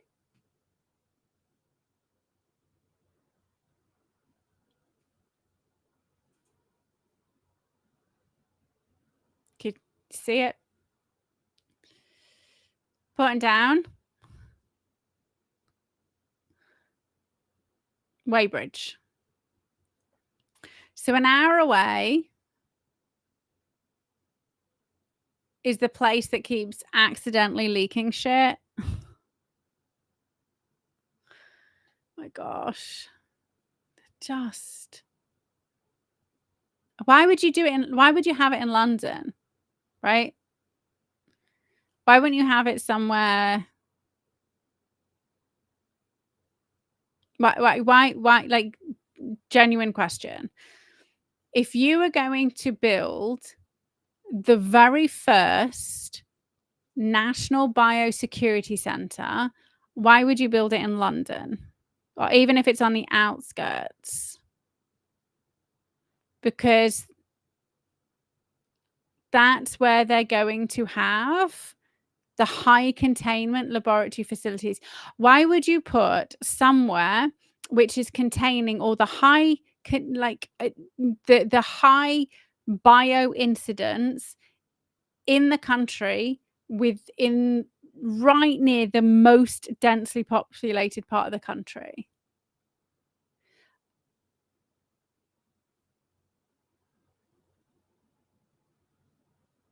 Like that doesn't make sense to anybody, and they are moving fast on this shit, right? So the network will initially consist of 3 government-owned facilities. The UK Health Security Agency maintains a network of specialist reference laboratories to monitor, warn, and prepare for public health threats to the UK.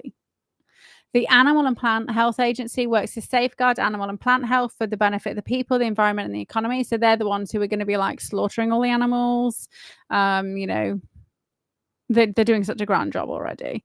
The Defence Science and Technological Laboratory provides unique science and technology expertise, insights, and solutions for the UK security and defence.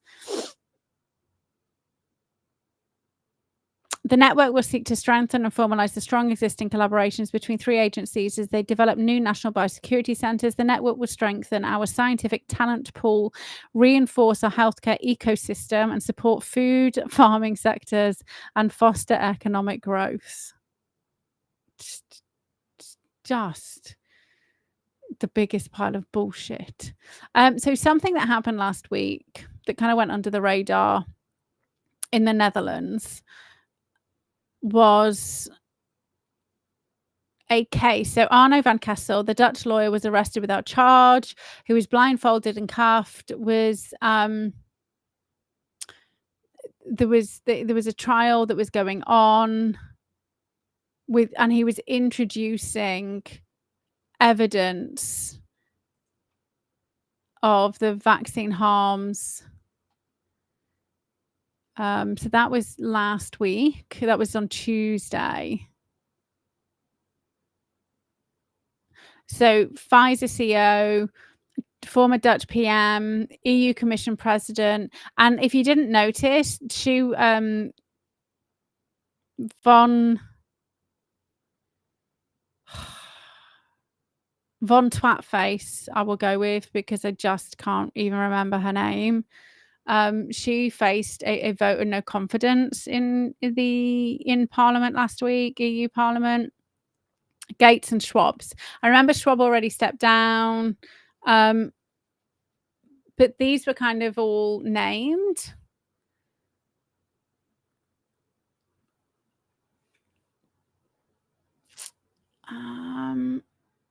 So that started on the 9th. But I just, I haven't seen any updates, and it's probably because. So that was 10 hours ago.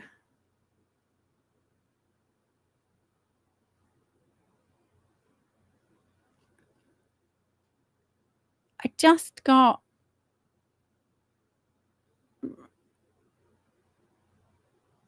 Yeah, see, like, I don't understand. Everything I've seen is just talking about the same stuff over and over again. So I mean, it's probably a PsyOp, let's be honest. I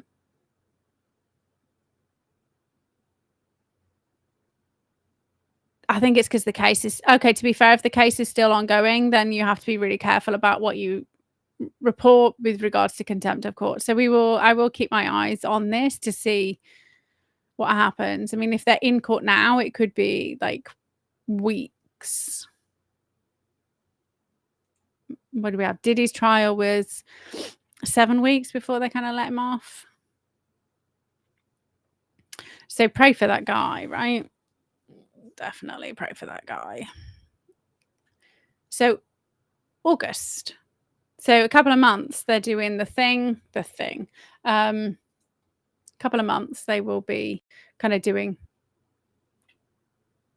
Am I back? It kind of kicked me offline again. Okay.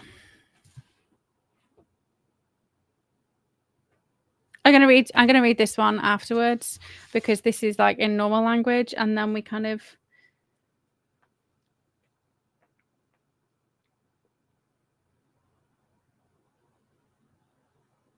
Oh, here's a really easy out. If our government just doesn't comply with the shit, with the decision of the European Court of Human Rights, you can be kicked out. So you don't even have to like ask to leave. You can just be kicked out. How easy is that?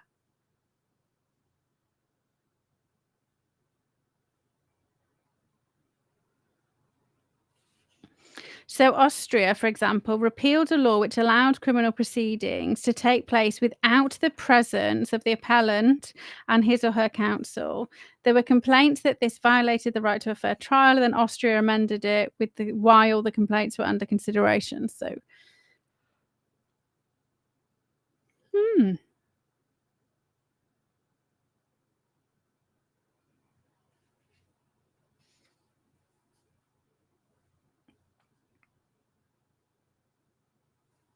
Ooh, identity checks.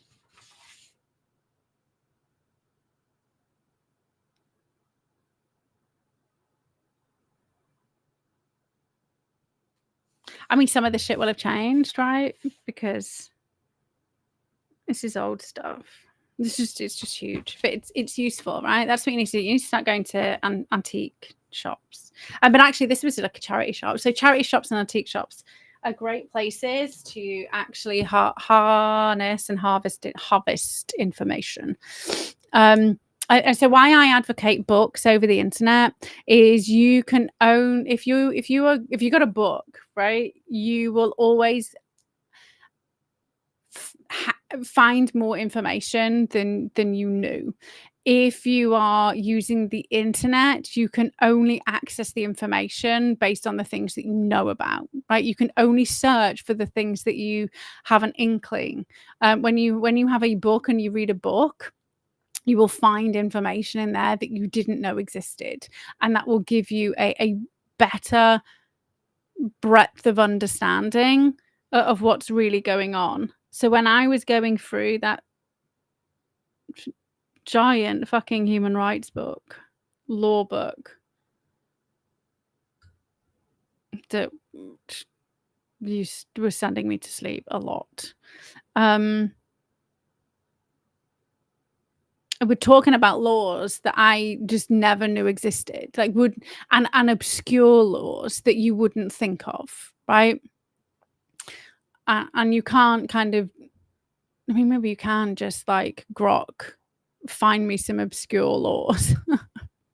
And there used to be some really fucking crazy ones in the UK. Like you could, I remember when Matt and I first got together. We've probably been together a little bit. It was when Nuts. Do you remember Nuts magazine? What was that other one? There was Nuts and I don't know. I used to like reading them because they would like tell you how to if like a plane was going down, how to survive, or if you ended up on a crocodile infested island and like how to survive a crocodile fight, right? No, you didn't get none of that shit in the girls like magazines. I was like this stuff's useful. I mean, yes, they had like Half Naked Girls in there. I was like, I didn't care about that shit. But they used to have some like really good stuff in there. Where was I going with this?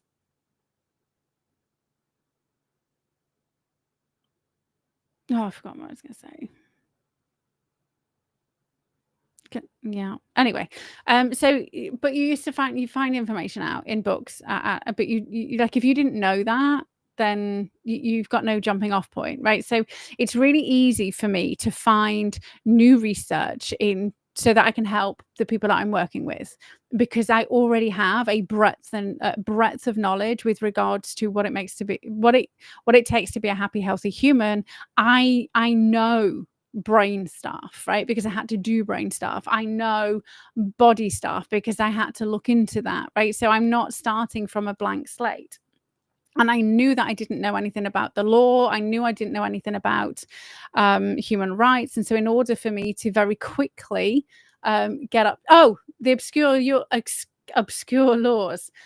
So in order for me to kind of get up to speed as fast as possible, I needed to buy a big, boring book and read it. And then, do further explanatory digging into actual cases to understand how things were interpreted. So obscure laws so it was Ladd and I'm sure it was Ladd and Nuts. Maybe it wasn't Ladd, but they found loads of really obscure laws. So we actually do have a government unit. I think there's only probably like 3 people who are literally assigned to go through all of the legislation and amalgamate it and to see whether it's defunct, whether it's been overwritten by another law, and that at one point, like very recently in the last 20 years, you could have still got away with I think it was like killing somebody using a bow and arrow on a Wednesday market day if they were like an outsider, right? So we had all of these like really weird obscure laws, and when you read a book, you can find that information because somebody's used it, somebody's found it. Just got really lightheaded. My apologies.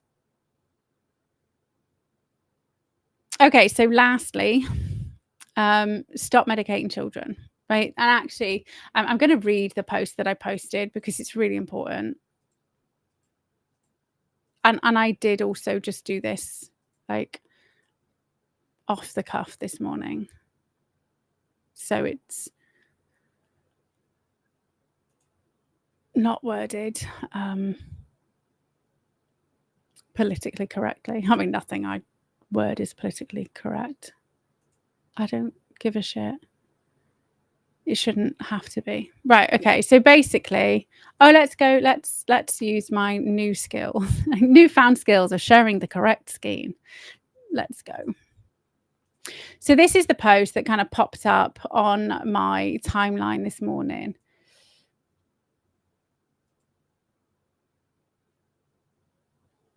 Oh, I'm getting really dizzy.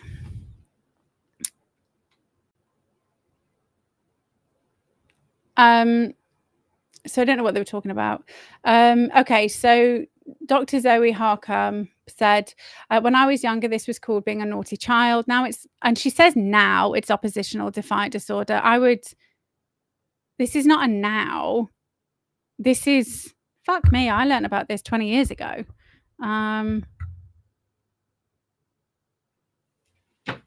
Why do people fucking lie? Books. Where's my blue book?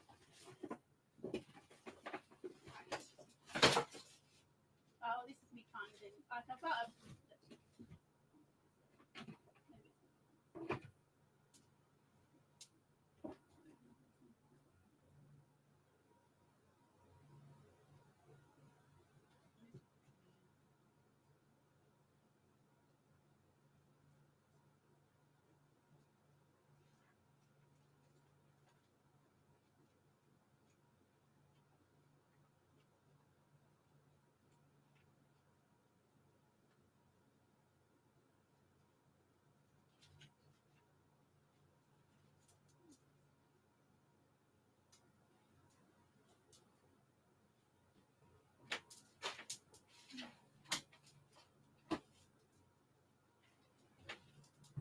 I thought I had my Oh, you probably can't hear me. I thought I had my DSM-5 up here, but I must have taken it back downstairs to the other one. It's not new. It's not now. So how old's Dr. Zoe Harcum, right? This is, like, I didn't notice this. How old is she? I mean, she doesn't look that old.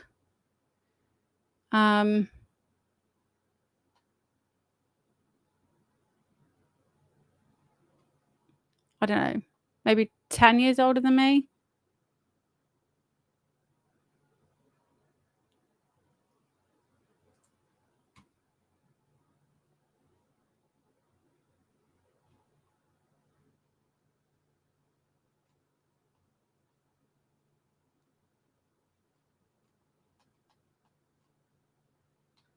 I don't know. Don't know. Right, okay, but to say now is a lie. So I've got another book. I think it might be in here. I just need to do the whole. I'm really, really dizzy.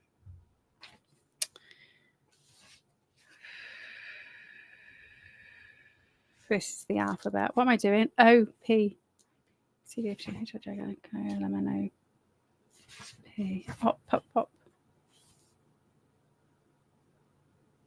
I don't know whether it is in here. It might be. L M N op. There's an op. Op. Oh, here we go. Oppositional defiant disorder. Okay. Right. So this is why I wanted to grab a book, because then I can just defunct the now. So this one was published in 2009. Oppositional defiant disorder. Whoopsie. A conduct disorder of childhood characterized by recurrent negative, defiant, disobedient, or hostile behavior towards authority figures, including such signs and symptoms as temper tantrums, arguing with adults, actively defying rules, deliberately annoying people, unfairly blaming others for mistakes or misbehavior, being touchy or easily annoyed, angry, resentful, spiteful, or vindictive, with the pattern of behavior leading to significant impairment in social, academic, or occupational functioning.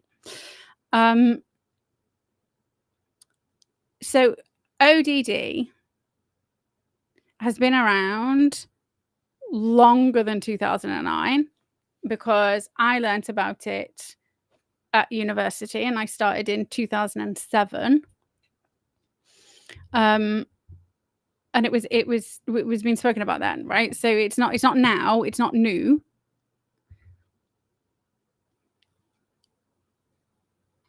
So when she's saying when I was younger, it was called being a naughty child.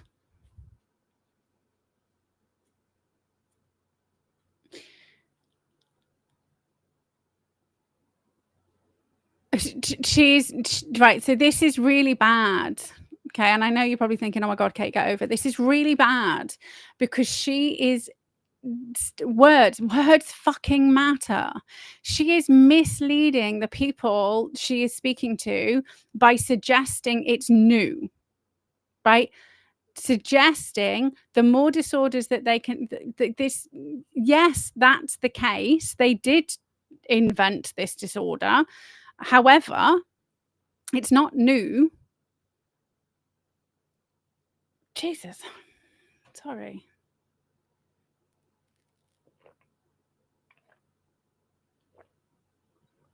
I really need to stop using that word. I mean, we did discuss how he's was milking. Oh my gosh. The world is just imploding. Okay. So we have a duty of care to the people we're speaking to, right? If we make a mistake, that's fine, right? She is a doctor. She will be well aware that ODD has been a medicalized disorder. On her website, it says she's been like 15 years. She's been breaking through the bullshit. So she will have known for the entire 15 years that was a medicalized disorder, right? So she's misleading people, right? Making people get angry, suggesting that this is another thing that they're doing now, right? That's wrong. We can't do that. You're absolutely right, Linda. Most children are like that when you take their tech away, because parents haven't parented.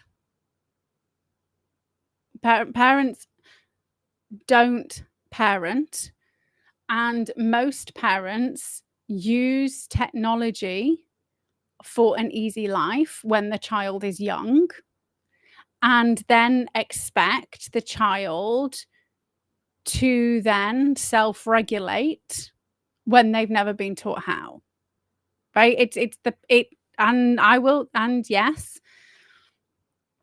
I don't have any children. However,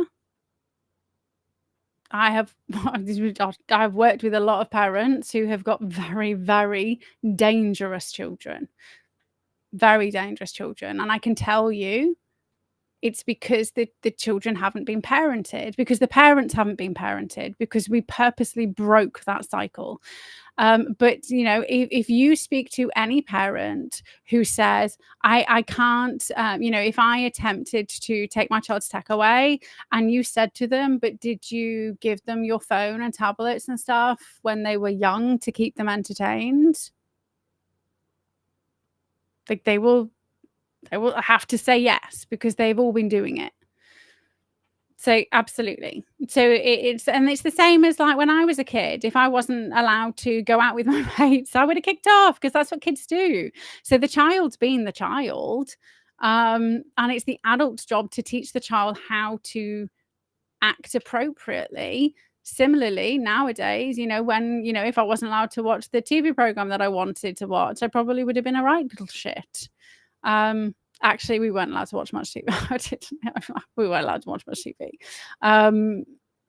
It was never so TV was never used, but I know my friends used to have TV was the babysitter, right?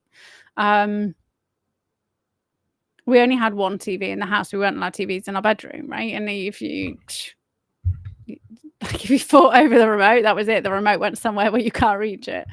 So I had rules and discipline in the house. So most of the time, like I was afraid of pissing my parents off, quite rightly.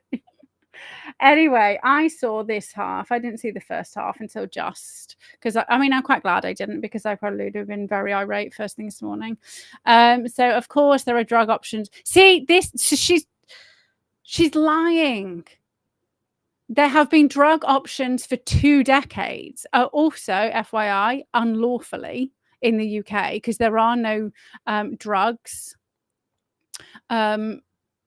for children who have things like ADHD, ODD. They're licensed for adults and they're used for children, like as an FYI. I say that was the case when I was working with lots of kids, but I haven't really worked with kids for the last 5 or 6 years. But yeah, so they used to be unlawfully using I say I haven't worked with kids. I haven't worked with young children I haven't worked with dangerous children for a number of years. But I was working with teens. Teens are stressful to work with. Really. I have to like space them out. I need to maintain my sanity. Okay, so the drugs aren't new. I mean, they aren't new, and if you go into NICE, they're probably still not licensed for children because of how dangerous they are particularly to the brain. So anyone who thinks the medical, so she's bearing in mind, she's a businesswoman. She makes a living of selling. You know, I have a business. I'm not saying that she can't do this. What is she selling?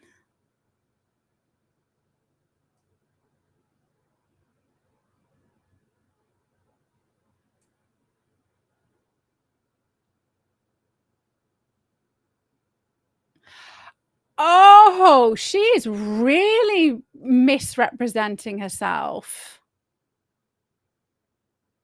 I thought she was a doctor, right?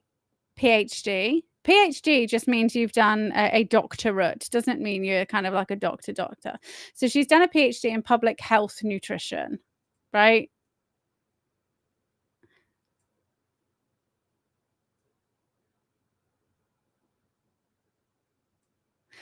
I'm a Cambridge University graduate. right? So spy. What did we discuss the other week? Spy. Um, with a BA and so she's got a undergrad and master's in economics and maths. She worked globally as a HR director or vice president for blue chip organizations. Now she research writes and talks about diet, health, and nutrition.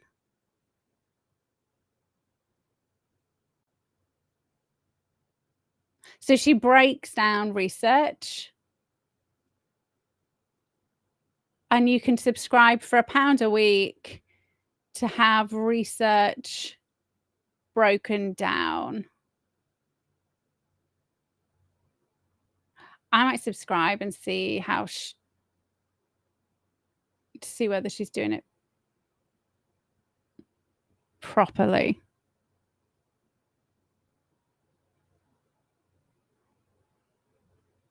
I might have a nosy in a minute. But see, that was that I fell for that trap. Linda, 100% smack on the back of the legs. Only twice. It was enough to know when to stop. Okay, it's 100%, right? So I was bent over I had my ass smacked with a slipper. Pretty sure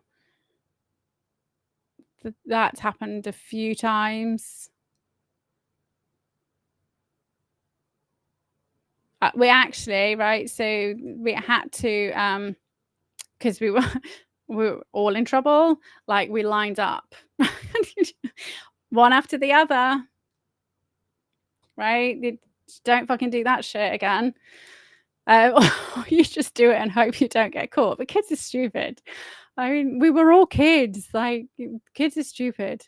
Okay, so let's go back to this woman. Okay, so she's misleading people, right? So of course there are drug options already. So she's lying. This is not a new disorder. I've just read it out of this book, which you probably can't get anymore because this was 3rd edition. This was 2009. So this is almost 20 years ago. I learned about it while I was at university. It was already being diagnosed before I was at university. It's not new. The drugs have been used for a very long time. Oh my gosh, I would have written something. Maybe there was a reason why I didn't see that bit this morning. Okay, but here's what I did write. So kids with ODD don't need drugs. They need to deal with their emotional trauma and to be trained, right? This is the important thing, right? Children do not behave like complete and utter assholes if they've had happy, healthy childhoods, right? So that's the first thing that we need to understand and acknowledge, that nobody behaves like a cunt unless they've had and experienced trauma. It doesn't automatically mean that trauma was in the home. It could have been at school. It could have been, friends. It could have been it could have been from anyone. It could have been they could have been, attacked by a dog. It could have been anything, right? So it could have been lots of micro events. They could have just witnessed, a traumatic event. Maybe they survived an accident that was emotionally scarring, right? So when I'm talking about trauma, I don't just mean that person has had horrific abuse.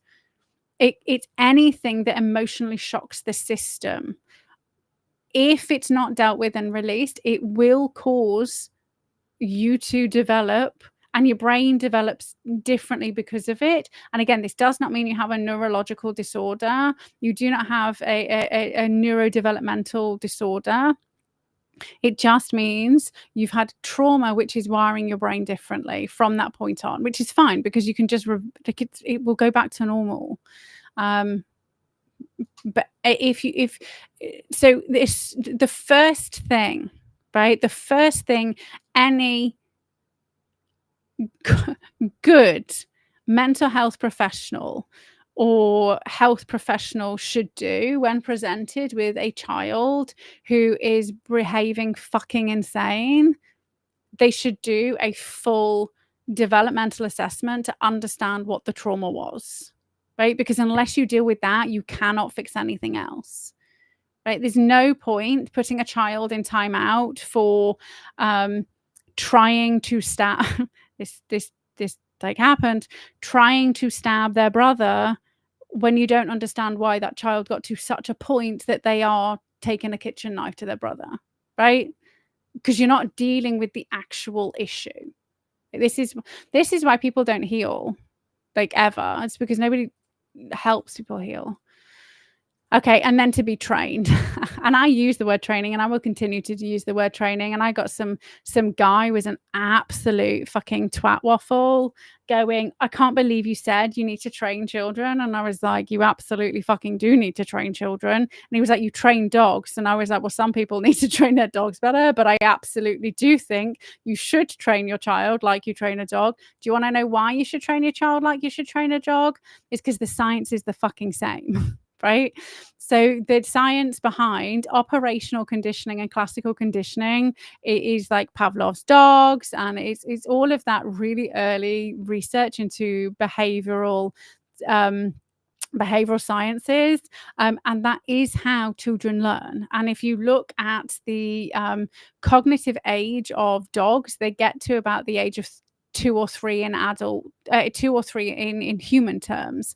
And unless you have instilled this type of behavior into a child before they hit age 3, okay, this is really important, because this is why children under 3 are targeted for compliance, for DID, for ritualistic abuses, because they have to do it before age 3. It's really important that before age 3, children are supported to become happy, healthy adults by being given the tools that they need to function. And you do it in it's the exact and so we adopted, oh my gosh, all of our dogs are rescued. We adopted one from the Dogs Trust who was rejected by its mum. And had we known like the ramifications of that, we probably wouldn't have done it, which is a shame, because actually what we've done is we've defied the fact that these dogs can't be rehabilitated, because we're now 8 years later with this dog and we've got 2 other dogs. So it's just because people aren't doing it properly. But once we kind of discovered all the issues, we went, Matt and I went and did like a dog psychology diploma. And I was just like, this is child psychology. Like, it's the same stuff. It is the exact same thing, because the groundwork's the same. It's just behavior modification. And FYI, it's the same way you get psyoped nonstop. It's the same stuff. So they need to be trained. And yes, I said trained. A parent's job is to train their child to become a happy, healthy adult. That's literally the parent's job. Like, that's it. They have one job: to train children so that when they reach adulthood, they are useful members of society, right? That's it. Like, are they going to be able to get a job? Are they going to be able to find a long-term partner? Are they going to be happy? Are they going to be competent enough to use a fucking washing machine?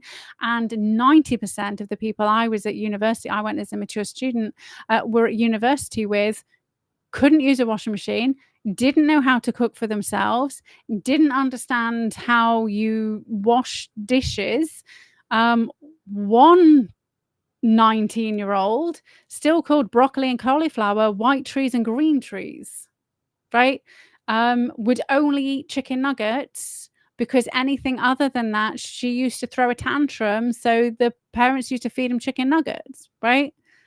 Which was quite hilarious, because I said, well, I'm cooking dinner tonight and I don't eat shit food. So either eat or don't eat, right? Which is what my parents did to me, right? And then this person started to have a varied diet, because there was another person in the same like block of fats who was just like, yeah, no, like we had very similar upbringing, and we were just like eat your food or don't eat your food. I don't give a shit. I'm not cooking you chicken nuggets. Like, if you want chicken nuggets, cook it yourself. And she didn't know how to cook, right?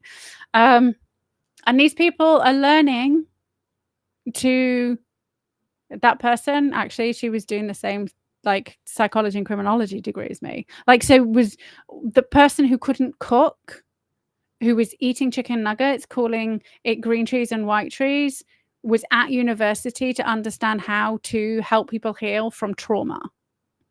Like, just fucking ludicrous. The youth. Anyway, this happens with boundaries and love. If there are no boundaries and or no love, children grow into adult psychopaths or sociopaths. And again, they are two different. You can't be a psychopath and a sociopath. The sociopaths get enjoyment and pleasure from inflicting pain on others. Psychopaths have no emotional attachment to other people. They just don't give a shit. They will quite happily murder you, or torture you, to get information from you if it's going to benefit them, but they aren't getting enjoyment out of it, right? You can't be both a sociopath and a psychopath. So people who are kind of like they've got sociopathic and psychopathic tendencies, will pick a fucking lane, love, or do psychology, and you will understand that you can't be both. This isn't new. It's been known for over 100 years with regards to training children, right? You got to ask why we stopped teaching people how to be good parents in schools. It's kind of like it was all by design. Like the rise of positive parenting and hands-off parenting was not an accident. And no, I don't believe in beating children, but children should not be in charge of their choices because they're fucking children, right? And again, I have made this argument with the whole, I want to be a fucking mermaid, give me some drugs and stitch a tail on me because I'm 3. In 2016, in less than 12 weeks, I helped rescue a family from the terror imposed upon them by their child who'd gone so far at the age of 9, soon to be 10, to lock the entire family in their house in order to set light to it and burn them all inside, right? This is literally the type of individuals and families I was working with, right? And so the reason why they came to me was because the child was going to be 10 soon. And at 10, you are the criminal responsibility, right? So the only thing that was going to happen to that child, so social services had wiped their hands of them. CAMS had just labeled them like with a gazillion different labels, none of which were correct, by the way, because anyway, so they just labeled them, and every time the parents went to them, they just gave them another label, right? Another label, and they were pushing drugs on this family, and the mom didn't want to do the drugs because she was just like, I don't want to do that. We need help. And actually, I cried after speaking to the mum when the mum contacted me, because the mum had been trying to get help since the child was 2, right? And that was because the mum had been in a domestic violent relationship and the mum had escaped. So the child had been in the home when all this was going on, right? So the child obviously started hitting, like, because it's learned behavior, right? So the mum was trying to get help. She escaped the horrific situation she was in and wanted help. So they just labeled the child reactive attachment disorder, labeled the child ADHD, labeled the child ODD, labeled the child with well, they were waiting until they hit the right age to label them with conduct disorder. So you can't be diagnosed with conduct disorder until you are 12, I believe. So ODD is the precursor to conduct disorder, right? So they created oppositional defiance disorder because that can be diagnosed I'm pretty sure it's 12, and then it was just label after label. So the help was they would go and they'd get an assessment and they'd go, right, okay, then go back home, right? That was it. And so this mom was so desperate, she reached out to Super Nanny, right? And all of those TV shows, because all of that was going on at the time when and do you know what they said to her? No, your child's got real issues. We don't deal with that. Right, so she was so desperate to help her child that she was willing to go on TV and tell everybody about all the horrific things that had been going on in that home. Like, this is and so when people say parents don't engage the services, which is why they don't get help, everybody they pay, like, I charge 3 grand for 12 weeks, right? I'm not cheap. I mean, it fucking works. Because so it's not the parents don't wanna do it, they just don't know what they're doing, and people don't help them. So this is where it kinda came to a head. So the police knew this child, like, they were always going and turning up, and the police were, to be fair, the police were really good. They were really good, but they couldn't do anything, and so it was a police officer who'd kinda said to them, You've got 4 months, right? You need to find somebody to help, to intervene, because if we come the day she turns 10, that's it. Like, it's game over. She'll be going to a young offenders institution. That's it. It's game over. So, right, I didn't do anything miraculous, right? I'm not a miracle worker, and I didn't do the work, right? So this is the thing why this is why the work I do is so effective, is because it's not me doing it. I'm not with the child 24/7. The parents are. So I teach the parents how to, and I don't just teach them how to parent, I teach them a science. I teach them to be psychologists. I teach them to be the therapist. I teach them the tools, I teach them the techniques, and I show them how to do it. And we do it together. And then they are on hand nonstop to implement it, right? So this is why it works in 12 weeks and not 3 years, right? If a child was coming to me, or like it's the most retarded way to do, like, I mean, I'm so grateful to the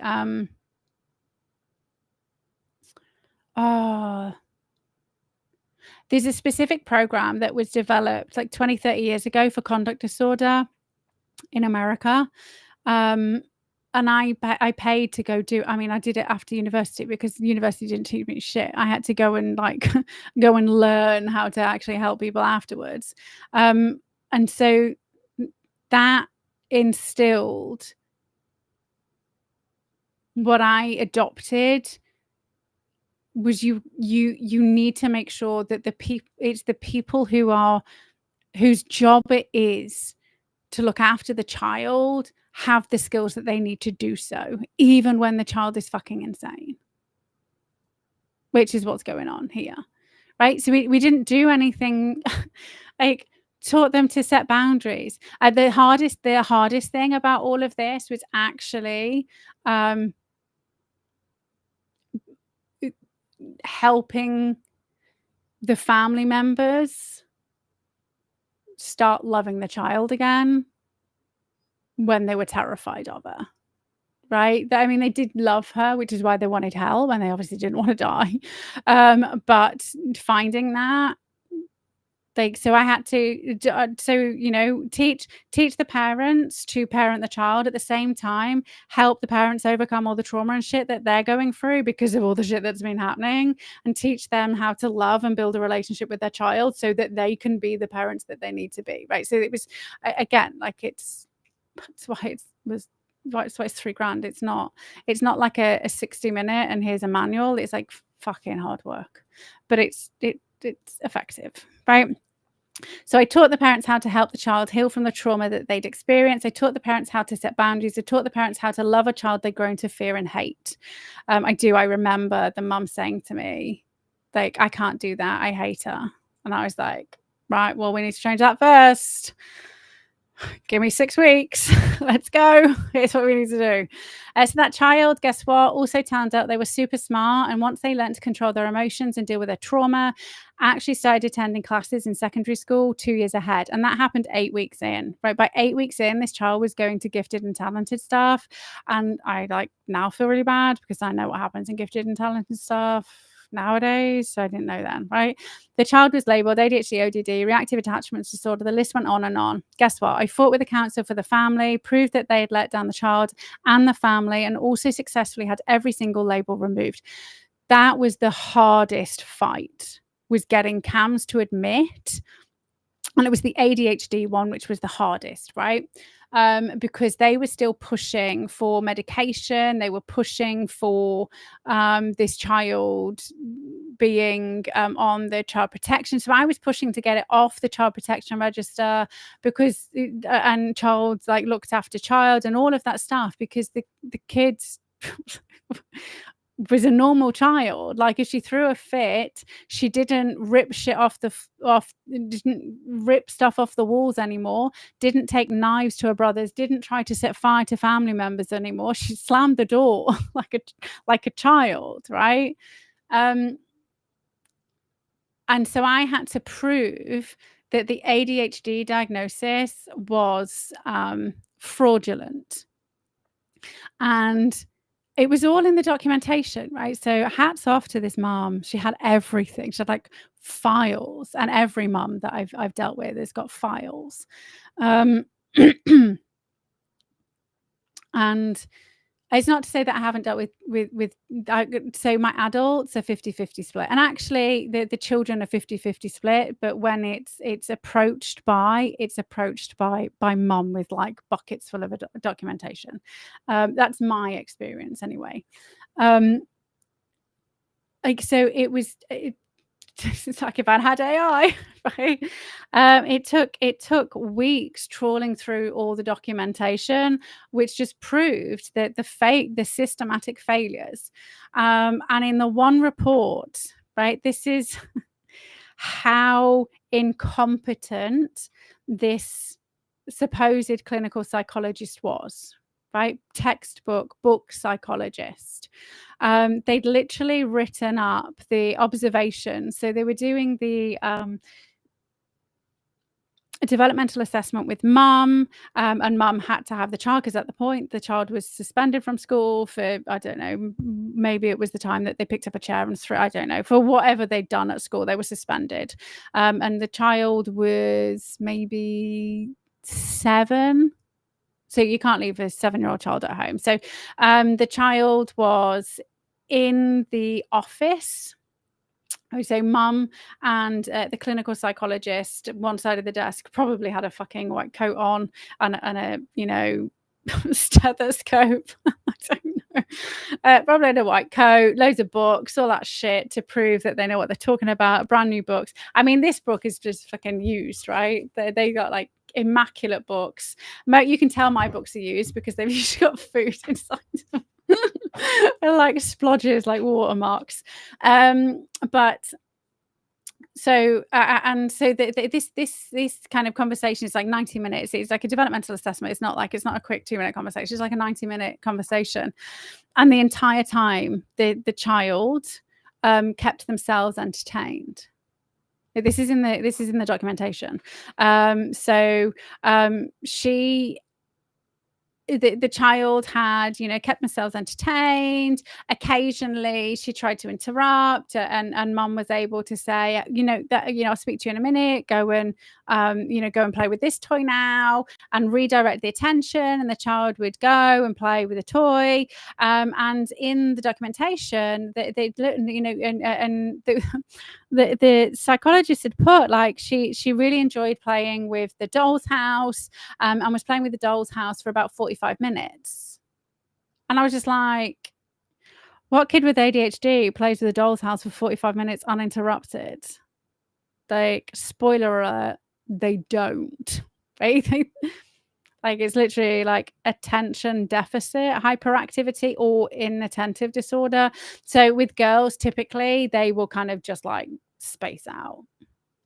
But so this child was entertaining for 45 minutes in one activity. Right. So it's different when you've got like external stimulus through TV, computers, things that use technology to actually stimulate the mind. It's different. But getting a child to sit and entertain themselves for 45 minutes and you still fucking labeled them with ADHD and ODD because they used to kick off in school and at home when they were told no. Right. If a child kicks off when they're told no, that's a child kicking off because it's told no. That it was hard. It's hard. And even more hard because I'm not a clinical psychologist. So that's what I get thrown at me, right? So I'm only book educated to master's level, right? So clinical psychologists they're a doctor in psychology. So they should know more, right? They should at least know how to fucking do a clinical assessment better than I did. But I spent 2 years on internship with clinical assessments on ADHD and autism. 90% of the time I'd be like, no, doesn't have it, which is how I can spot when it's bullshit. Because I used to use the framework.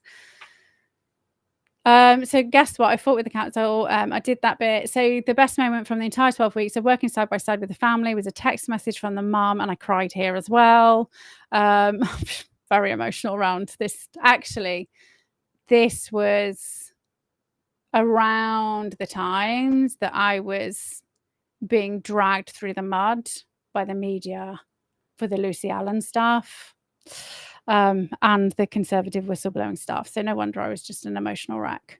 I know this was this kind of like bridged it. Around 8 weeks, saying we've had no kicking off for 7 days straight, nothing. It feels weird, but I think we're normal now. Like, I mean, I cried and then I laughed, right? And like her face the week after, I was like, so you're a normal family? And she was just like, it's so weird. And it's just like, it's a bit boring. Like, when they're like, okay, but this is what you wanted. And they're like, it's a little bit boring. Like, I don't know what to do. Well, because you've got all this free time, right? If you've gone from spending 3 hours of attempting to stop your child from murdering your other child or you, to maybe 2 minute like temper tantrum, you've just gained 3 hours, right? You can get a hobby, you can watch TV, you can like live. And that's the hardest adjustment, is actually when you remove all of that bullshit. And this is why lots of people struggle in therapy, is because I will literally remove, I mean, I don't, you have to do it, right? But you will remove huge swathes of your identity and what your life was. And now you have to figure out what being healthy is, right? How are you going to do that, right? Because you're no longer just like vegging out in front of the TV because you're not trying to blot out your life anymore. It's just, I mean, I filled my life with helping other people, right? So I channeled what I was doing, but it's terrifying. And it's terrifying when, when somebody says to you, hey, okay, but like, if I get rid of all of this stuff, what does your life look like? You've got no fucking clue. And that's why lots of people don't do it, right? They are more scared of the what if than just living in the shit that they're experiencing. But 100%, nothing we did was magic. Nothing was complicated. It was hard for the families to go through, but they'd already been through so much. They put their heads down, had faith in the task that was set, and focused on what life could look like if things changed by just 10%, right? And that's what I told them. I was like, but what if we change things just by 10%? Because I knew like we could change it. Like, I knew that by 12 weeks, they would have a child that was not was not on the way to becoming a psychopath or sociopath. I mean, I think she would have been a sociopath, to be fair. Yeah, I think she would have gone that way. That's by some of the stuff that she'd already done. Yeah, she was definitely heading that way. And I was just like, okay, but what if the 3-hour meltdowns become like an hour and a half? Like, you can deal with that. What if it happens like, twice a day every day? Now, what happens if it just happens like twice a week? Right. So that's how I help people think, okay, and because that's believable, right? I'm sat there thinking, yeah, we can deal with this. She's human, right? She's human. If you do the work, we can deal with this. We must stop medicating children's brains. They've not yet formed. It's medically induced child abuse. It is 100%. Okay, so how is this going to help you, right? Because that's the point. Is that I always like to finish on a high. So if you have children, okay, I want you to start from the end point. And even if you don't have children and you're just you, right? And you need to start by the end point, right? What do I want my life to look like? What do I want my child to grow up and experience? Do I want them to have a job? Do I want them to be able to be competent? Do I want them to enjoy life? Do I want them to be able to read, enrich their lives with knowledge? Do I want them to be able to find a long-term partner? What do you want for your child, and or what do you want for you? So to just write a list, right? And last week I talked about mind map. I would urge you to do that instead, because that will be easier. It won't put as much pressure on you. And if you're looking after a child, you do the simple stuff, right? You do the simple stuff. You set boundaries. You use rewards and punishments.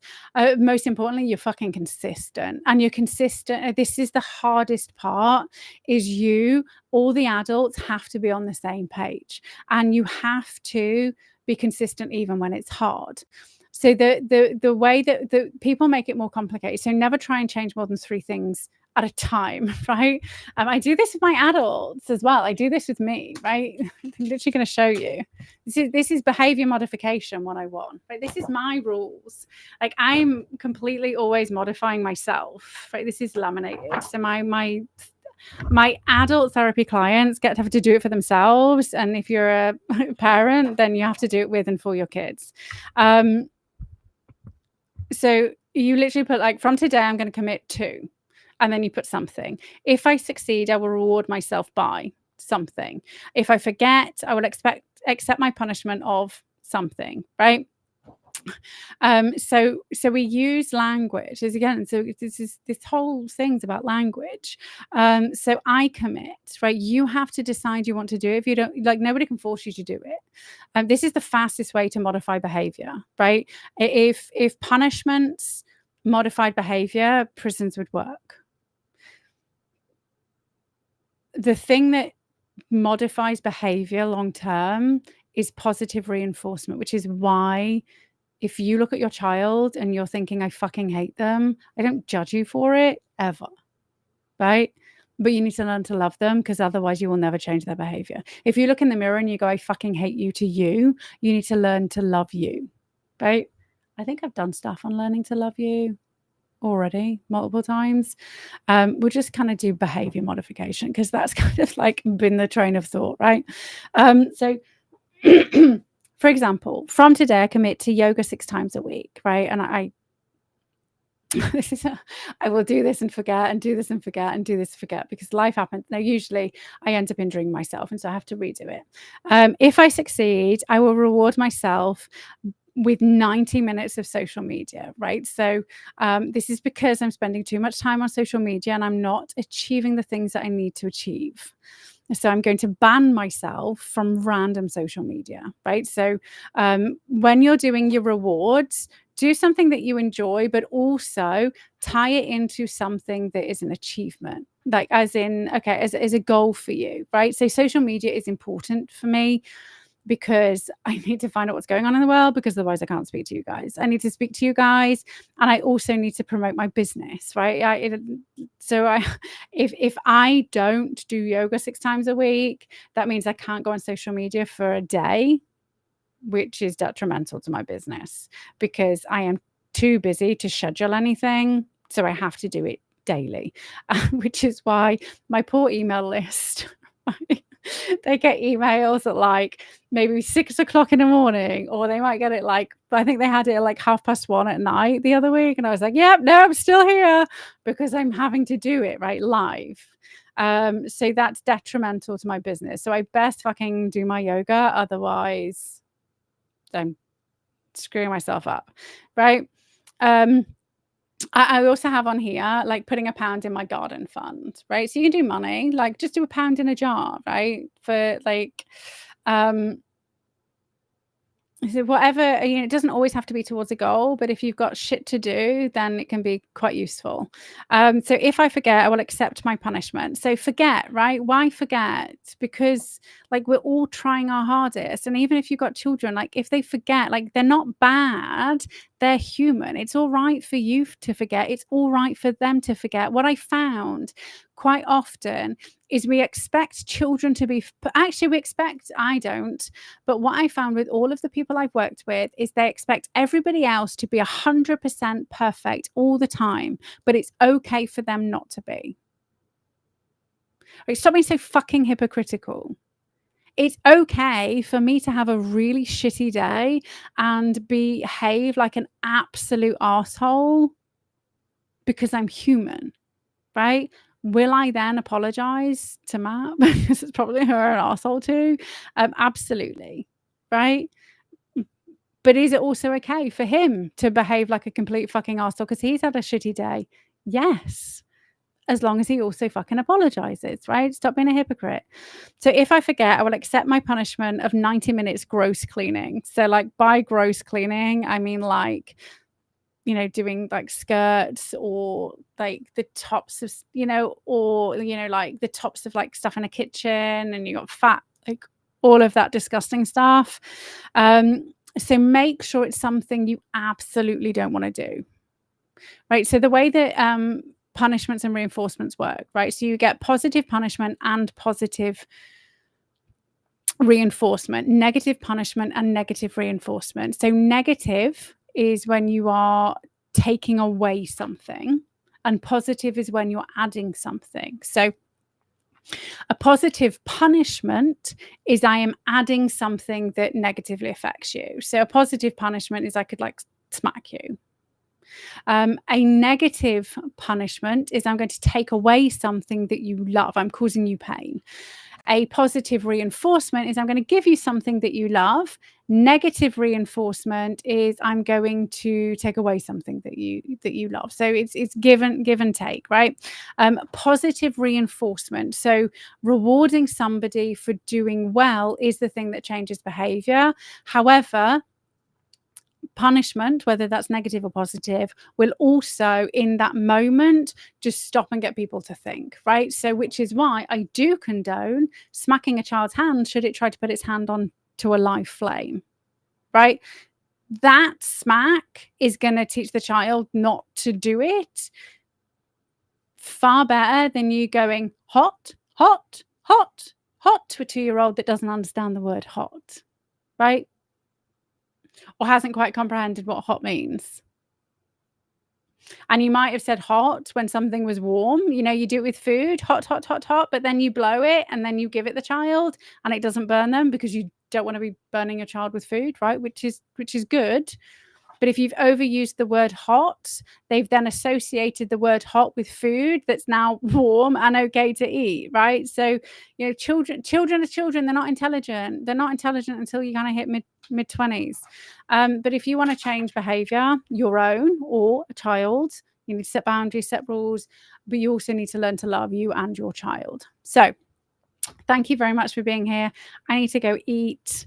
I'm having meatballs, and poor Matt has waited again. I hope he hasn't waited, but he probably will have. So I will have to go do some groveling and apologizing. Thank you so much for joining me this week. Have yourselves an amazing week, and I shall see you next week, 7 o'clock for more Madness and Mayhem.